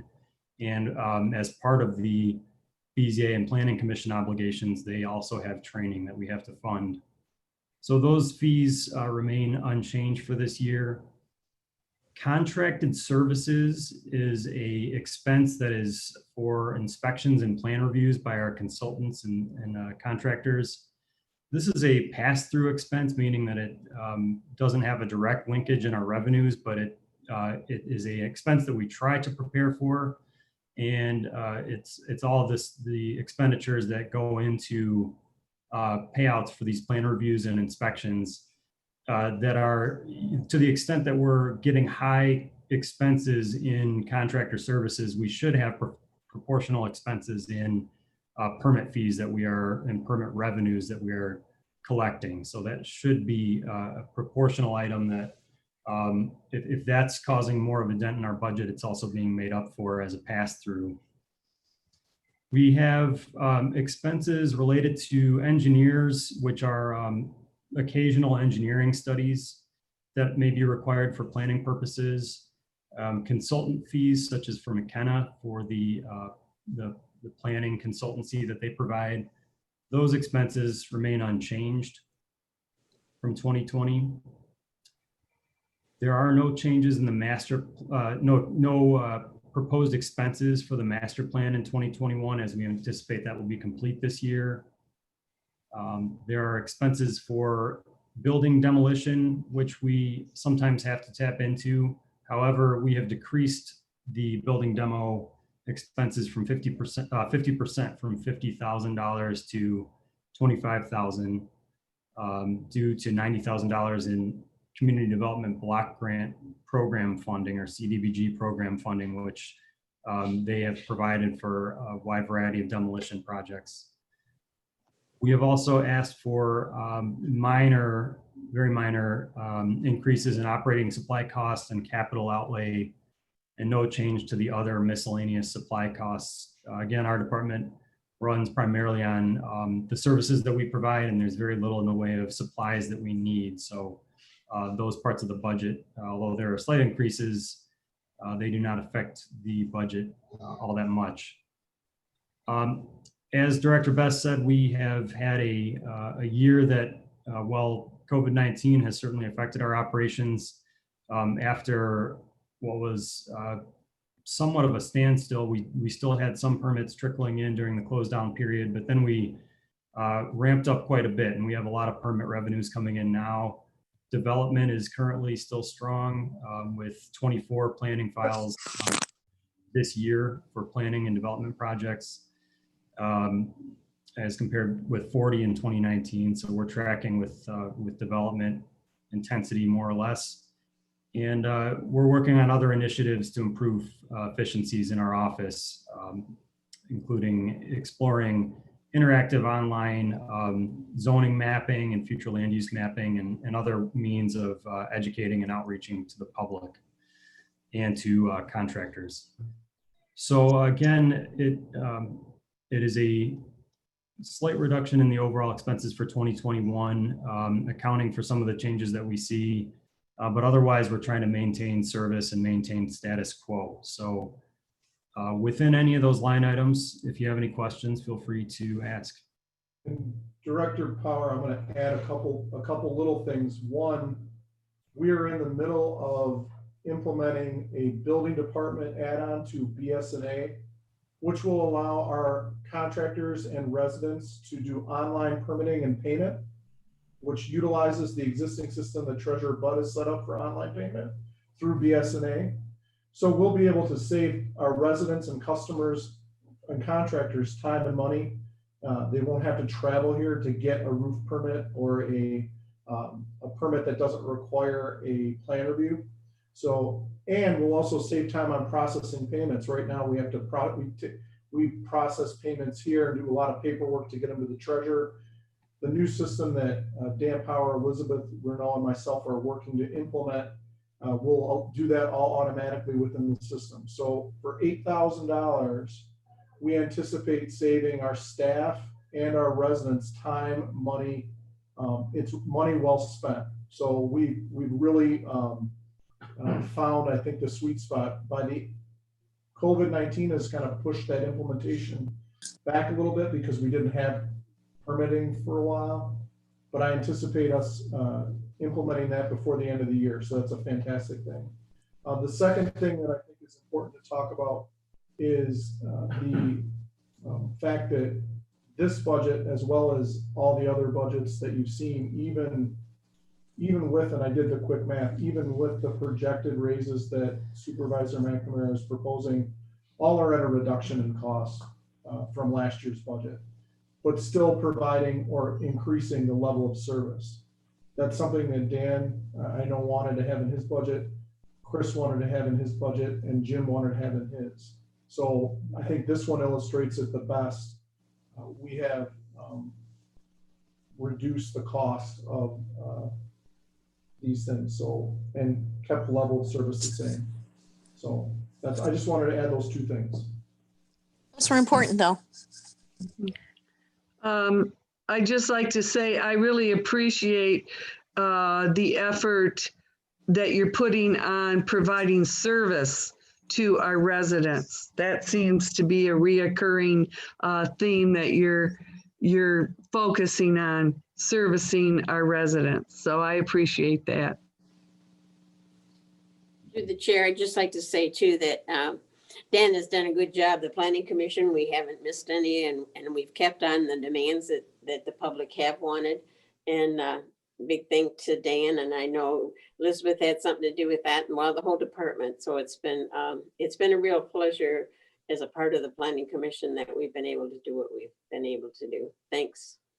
Thank you, Treasurer Bob. There's a apparatus behind all of the online meetings that we have, including this one, that I'm very thankful to Elizabeth and our communications people to help get that started. You've had a very challenging year, Dan, coming in to a COVID year. And interesting. Yeah, I'm sure. Interesting. His career and COVID, it's been a whirlwind, but I'm very lucky to be here. Great. Kevin, your microphone's off if you're trying to speak. Yeah, I was. I basically wanted to say they are doing a great job. And we know they're doing a good job because we now have metrics in this department that we never had before, where we can tell you how long it takes to process something. And although we are, these numbers are a little bit high, they're lower than the surrounding areas that we've been getting. But they're maintaining, getting these things out there. They're turning building permits around. They're turning inspections around, and they're documenting it. We've never documented before, so we can tell people that we are and prove it. So it's good.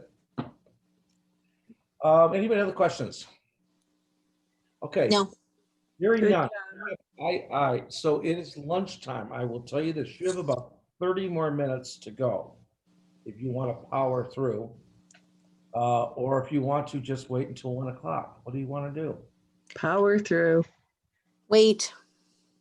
I'd like lunch, but Okay. I'm just afraid I'm going to lose somebody. Is everybody going to be able to come back at 1 o'clock? Because I do know the only thing we've got left that probably of contention, and it's not even contention, I think there's an understanding, is the board issue, the board budget that may want to make some changes to. But the treasurer, supervisor are all just salary. There's nothing really there to change. I think we got a laptop in there. So let's just power through then. What all do we have left besides board? that's What else it. left? What other Secretary, treasurer and the supervisor. Treasurer and supervisor. Okay. Let's go. Those are like nothing. Because of. I'm good. Let's go do it. Then for we can be finished and Yeah. on our merry way. Exactly. Treasurer, why don't you go ahead? Because you are like, you're nothing but 4 people and about $5,000 in miscellaneous. Yeah, and that's probably about all it is. There's my salary, Sean's salary, and I have 2 account clerks. We get a certain amount back from the DDA for reimbursement for what we do there. The South Huron Valley, because Sean and we put the agenda and he does the bookkeeping, we get $20,000 from the South Huron Valley to take care of those services from them. We get the LDFA reimbursement for what Sean does for all their bookkeeping, same way with what he does for the water and sewer. Our employees' wages, like I said, are 2 people. Our memberships and dues are Wayne County Treasurers Association, the Michigan Municipal Treasurers, and then our training is basically the classes we go. Of course, this year they were all been canceled. So, and the tax roll preparation, we have the taxes sent out and they are then printed, stuffed with postage, and that makes it much cheaper than trying to bring that in-house. The other takes care of miscellaneous. Our capital outlay is to replace computers that have been on a schedule. And that is about what I got. $380,000 with about $8,000 of it is discretionary if you wanted to make cuts. So, and that includes things like computers. So it's not much really you can do there. Yep. Any questions? No. Okay, let's go to supervisor. Supervisor, it's a 2% pay raise for the 1, 2, 3 for our people. It's a flatline budget from 373 to 375. Inside of that budget, there's approximately $18,000 in discretionary, which includes memberships, dues, transportation, training, and capital outlay of $3,000. There's not really much there. I mean, it's just standard operations. We don't really have much going on. I think we're not even buying a laptop next year, so. Okay. Any questions? No, that's easy. We're good. HR is here, so Nicole, everybody's like hungry and cranky, so if you could go through real quickly the fringe benefits. God, feed her to the wolves, Kevin. Yeah. We're hangry. Are you there? Nicole Sumter. Come home. Okay, I'm here. How are you? Good. Sorry you can't see me. I left my Surface Pro at home, but I just wanted to clear up a couple of things. I know everybody's ready to go, and I appreciate you giving me the time to present today. But we did open enrollment back in April, and I know we had a lot of things go on with COVID, and maybe some people missed it. But we had a huge rate increase this year in our medical for our HMR Blue Care Network. It increased to 5.92%. And our PPO, which is Blue Cross Blue Shield, increased by 9.77%. So that's why you're seeing these huge increases in some of the larger departments. The numbers are the same. The numbers are the same across the board. It just is more of a spotlight when you looked at public safety and developmental services, if that makes sense. Thank you. So no problem. So that's where you see that increase at. Now, we did receive a $55,000 credit. However, the township gave the credit to the employees. So that did not change the increase. It just lowered our rates on a monthly basis. So I hope that clears that up a little bit. So we took that money and split it up amongst the employees. Yes, That's exactly what we did. And I can forward you all the, it's not really a presentation, it's what I gave you at open enrollment. just so you can look at it again, because it was a while ago, just so you can look it over and just see where the numbers are. But that's the reason for these huge increases in our departments right now. So do you all have any questions for me? I know everybody's hungry, so I said it would be short. No, good explanation. It's Okay. good. Okay, Thank you very much. We're gonna thank move, you. we're gonna move on to board other. I'm going to make one thing. You may have a presentation from the DDA on Lisa Lothinger for increase. I did not think about that at all. I have gotten 2 texts since we started this meeting. I'm sorry, an increase in her budget or? The DDA has requested an increase for Lisa Lothinger last year and this year, and I've said no. So long story short is I didn't have enough time to think about it. I'm not going to do it on the spur of the moment, but you may have an argument there, and we'll weigh the argument. So there's been a request that you're going to review and then bring it to the board. To be fair, I did not consider it. Okay. The other ones I was thinking long and hard on because they were in my face on a regular basis as department heads and such. Okay, so you'll get back to us on that. I will. Okay. Okay, so the next thing is board other. Before, Kevin, maybe before we go that, what we didn't look at is the independent accounting and the attorney fees. And probably just the comment would be, there's been no difference, so it's pretty much held the same. But just so it gets mentioned that it was on there and we hadn't talked about it. Attorney fees are way down because there's no court. Yay. Yay. All right. Where are we at? Board other. Yep. Township board. Why can't I found it? It's one of the very first ones. It's your first sheet. Oh, that's why. Go to Sorry. the Okay, I guess I make the presentation. Okay, currently the township board salaries are set based upon the way we do it with the 2%. The allocated fringes are 27. The memberships and dues, and I'm going to come back to the sunset clause that was initiated in a minute, okay? Memberships and dues is at $13,000. This is for your MTA. Your board other is at $50,000. This number was what we used for COVID. We used it for surprise expenses. We used it for communications. We're trying to get stuff out of that number so it's more purely the board design programs. You do contribute $62,000 to the museum, and every year you put $125,000 into OPEB, which we've got, I believe, 4.5 million in. Yep. 4.5 million.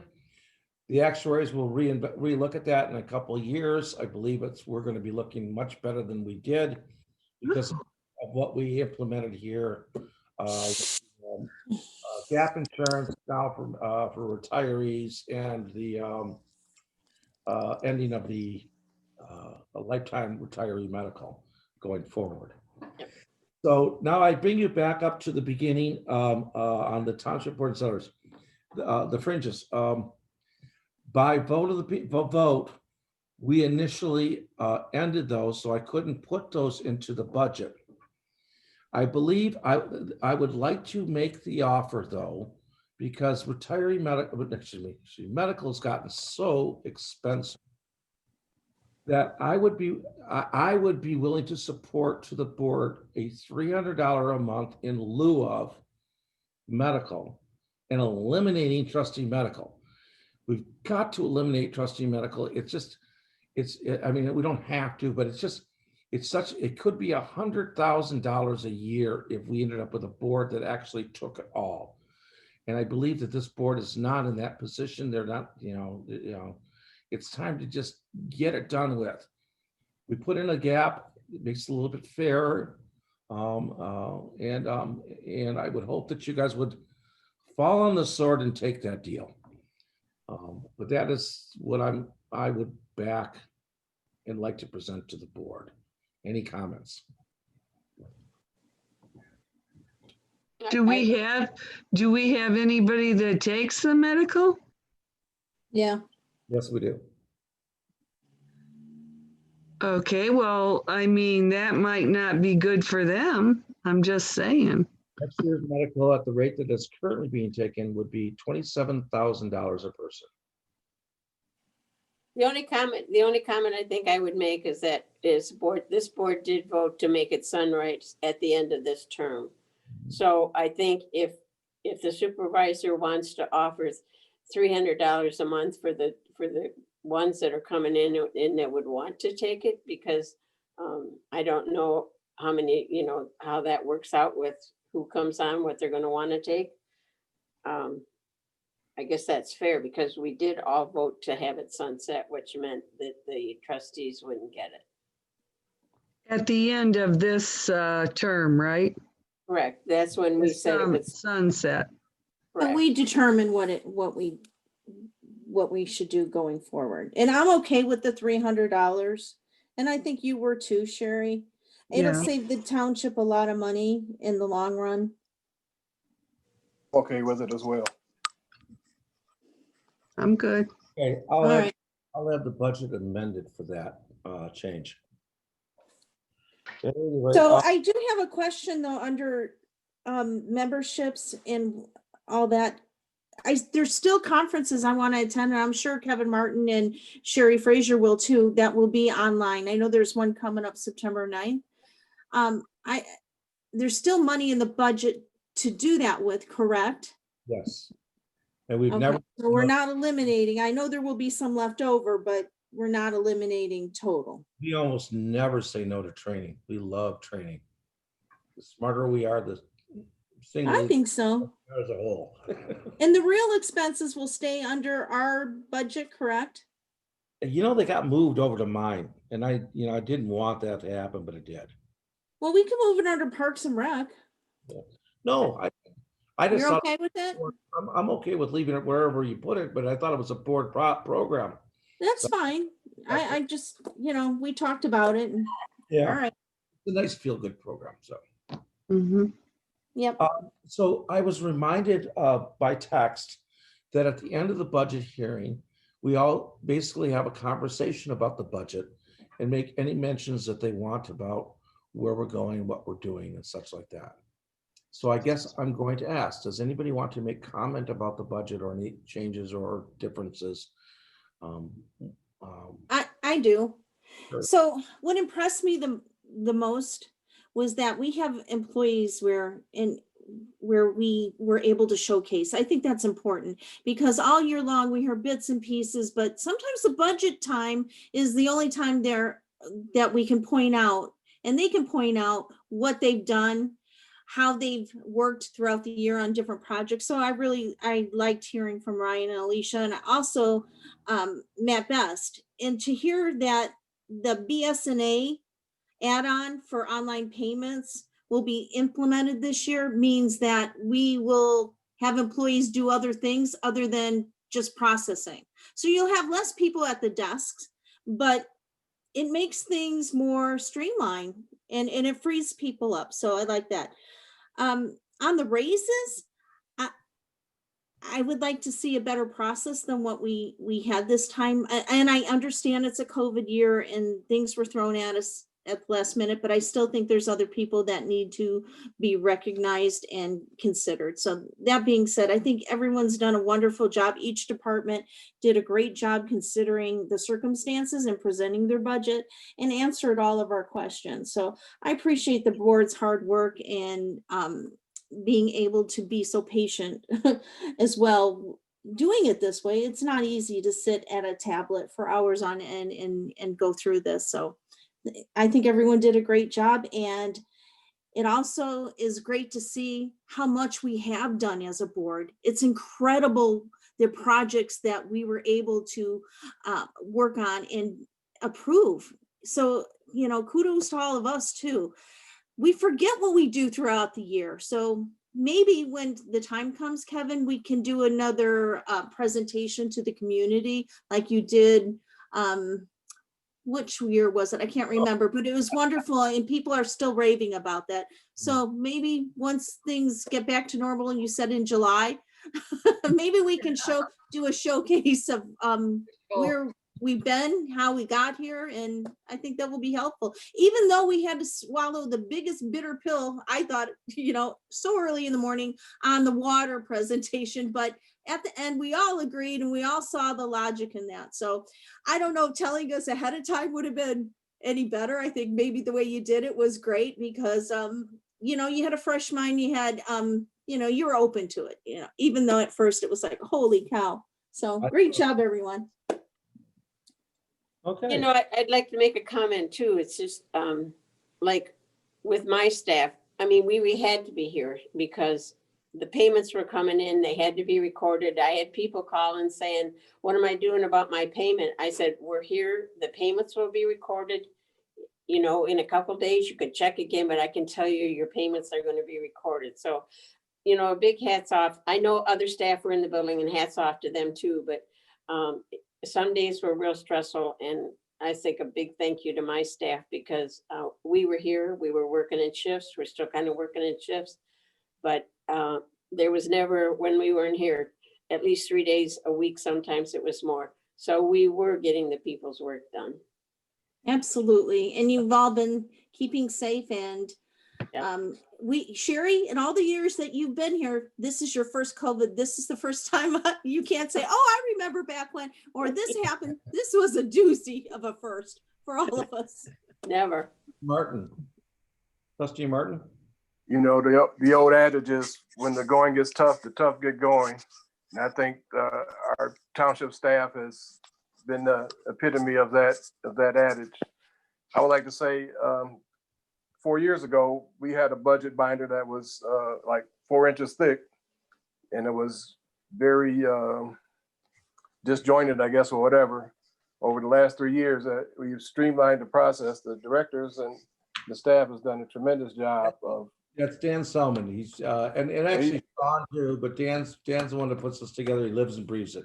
But they've done a great job. It's easy to read, it's easy to disseminate, and they just got a great job. That's all I can say.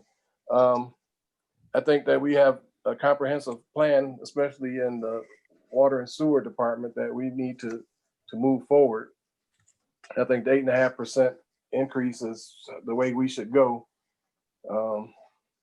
And we got to look at the long-term future of the township, not just 2 or 3 years from now, but 7, 10 years into the future. Okay. That's it. And I did want to, Clerk Wright. Yeah, I just once kudos what Trustee Martin and Miller and Sherry just said. Some employees were here during the all the way through the pandemic. I know elections, it was considered a necessity during the pandemic, so you couldn't get away from it. We was right there in the midst of it, and like Sherry said, bills had to be paid, and employees had to be paid also. So that and an election that you had to run. Of course, they had to run an election, but like I said, we have a due diligence staff. They didn't miss a beat. That's why I knew that we had a staff that could get the job done, and it's proven even through a pandemic. We never skipped a beat. Everything got done. Everybody got paid. Nobody missed anything. No complaints from the residents, which is key and vital to the total success. They understand. I think we take our residents for granted sometimes, but they understand more than we do. They know that we was going through a pandemic and we were putting ourselves in risk, being out in the public also, the things that we have to do. But we have a great staff. I tell them all the time whenever I see them, it's not frequent now, but we have a very good staff. Kevin, I think you're doing a great job the way we present the budget. The reason why we don't take all day, it don't take this much time to present the budget now is because of how you're putting it together. I think it's a good system by talking to everyone prior and getting everybody accustomed to what's on the budget and then previewing it and getting the discussions out of the way instead of this big free fall that we used to, I remember from the past years. that wasn't very pleasant. I think it's good to always listen to everybody's views and understand what they have to say and be open to discussion and leave with the idea that we all was elected and we're here because people put us here to do their job that we're elected to do and get our points and our views out and present things that we think is right to move the township forward. I think we're doing a great job in doing that. Kudos, Kevin. We have done an extreme amount of stuff, more than I have witnessed in past years. And I think that's a testament to the, I guess, the board. We'll finish with, I stated a while back, I think when we first got together as this board, I said that I think this board had potential to do great things. Even with our differences, that's democracy at work. And I think we have, and we've proven ourselves that we can do great things if we put our minds together and do the thing, do the work of the people. That's my spiel. Thank you. Okay. Trustee Frazier. I second that. And I thank all our employees for doing a great job and keeping the township going during difficult times. They all need to be applauded for that. So I should say, yeah, I need to say it about my group too, because they were pretty much there. They were working a lot of hours there. In fact, it was funny. I wish I had a picture of it, and it kicks me. Assessing work full time because that's when they have all their stuff happen. We actually had to have resident tribunals in the dark when we had power outages and candlelight. So they still had to work. I wish we had pictures of that now that I think of it. I do got to make sure that I say this because this guy comes in at night, he comes in on weekends, Dan Selman, works his butt off. He puts this budget together. He rides these directors. He takes, I tell Dan all the time, if there's a tax decrease, I'm telling people, if there's a tax increase, you're telling them. So get out there and fix Kevin, you know what? I tell Dan whenever I see him, and he know I do. He has grown leaps and bounds. He do an outstanding job. Everyone I see. He does. He's grown. Came in and he stepped up to the plate and he do a good job. So Dan, every other director that we have, like I keep saying, I haven't seen a better staff since in the 12 years that I've been here. Right. This board's been phenomenal. It really has. I mean, if you look at it, I mean, you guys had a wanted to fix the place up, fix the infrastructure, fix public safety. You wanted to fix up the neighborhoods by doing the ordinances and making them so that they're kinder and gentler. So we fixed up the neighborhoods. We fixed up our ordinance to make it so that we didn't have to beat people up to do it. We fixed our infrastructure. We fixed our public safety. I'm looking forward to our next chapter in our lives, and but the 4 years have looked like they went pretty good, I think. Just one other comment on yours, Kevin. And yeah, I've really enjoyed working with each and every one of you. There's not anyone that I can't pick up the phone with and call. We have trust relationships, and that's critical. Going forward, I want to keep up the momentum that we have been, but we all need to work on what our plan is going forward. We've done so much, so we need to concentrate and have vision going forward as to how we want to go into the future, even with COVID. Okay, so at this point in time, I've got tunnel vision going on. I think that we all do, as to making sure that there's only two things that keep this township alive financially: landfill and the public safety millage. Without the renewal of the public safety millage, we got a real problem. So right now, till November, I hope we all stay tunneled in on making sure that gets passed. And then I'm looking forward to having every meeting in the world to decide what we're going to do next. I have a feeling I know what it is. I think you all know what it is. Yeah, community center. Sorry, I had to say it. And I have spent a year lining things up so that to try and make it possible. We've talked to the Civic Fund, we've talked to the DDA, We've looked into the Airtropolis and any especially things we can do from that aspect. We're ready to apply for grants. We've really, I mean, we're ready to start talking about to the community and find out what they want, and then we'll start putting the game together. All right. Good Sounds budget good. review. All right, All right, we done? we are. I guess I have to have a motion to adjourn. I make a motion to adjourn. Wait a You might minute. want I to check hold with off public on that. comment. Oh, to see if sorry. anyone from the Yeah. public joined. Thank you all for your very kind words, by the way. It's been a pleasure Hi, working with Dan. everybody on this board, and we have a great staff through and through, up and down, but thank you all. Public Thank comment? you. Moderator, could you check for any public comment?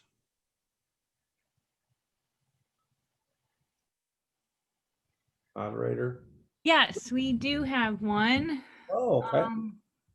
From P001, you Okay. are able to talk.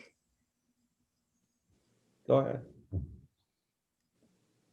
You're on line P001. Can you hear me? Yes. This is Don Boynton. Just want to Hey, say good Don. job. Just want to say good job, everyone. Okay. So good to hear. I'm so glad you were joining us. I was hoping you would. All right.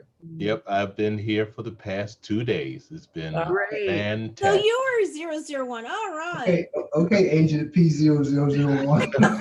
That's gonna be your new nickname.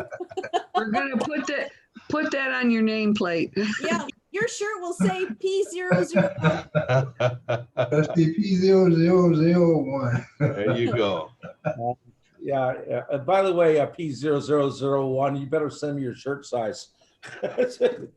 You can email it to me. You don't have to do it. Okay. Thanks a lot, guys. All All right. right, thank you. Take care. All right, now can I adjourn, Dan? Is there any other comments? There is not at this time, board. I make a motion to adjourn. Support. Support, hearing nobody against it, we are adjourned. Bye, everybody. Bye. We'll be getting out the modified budget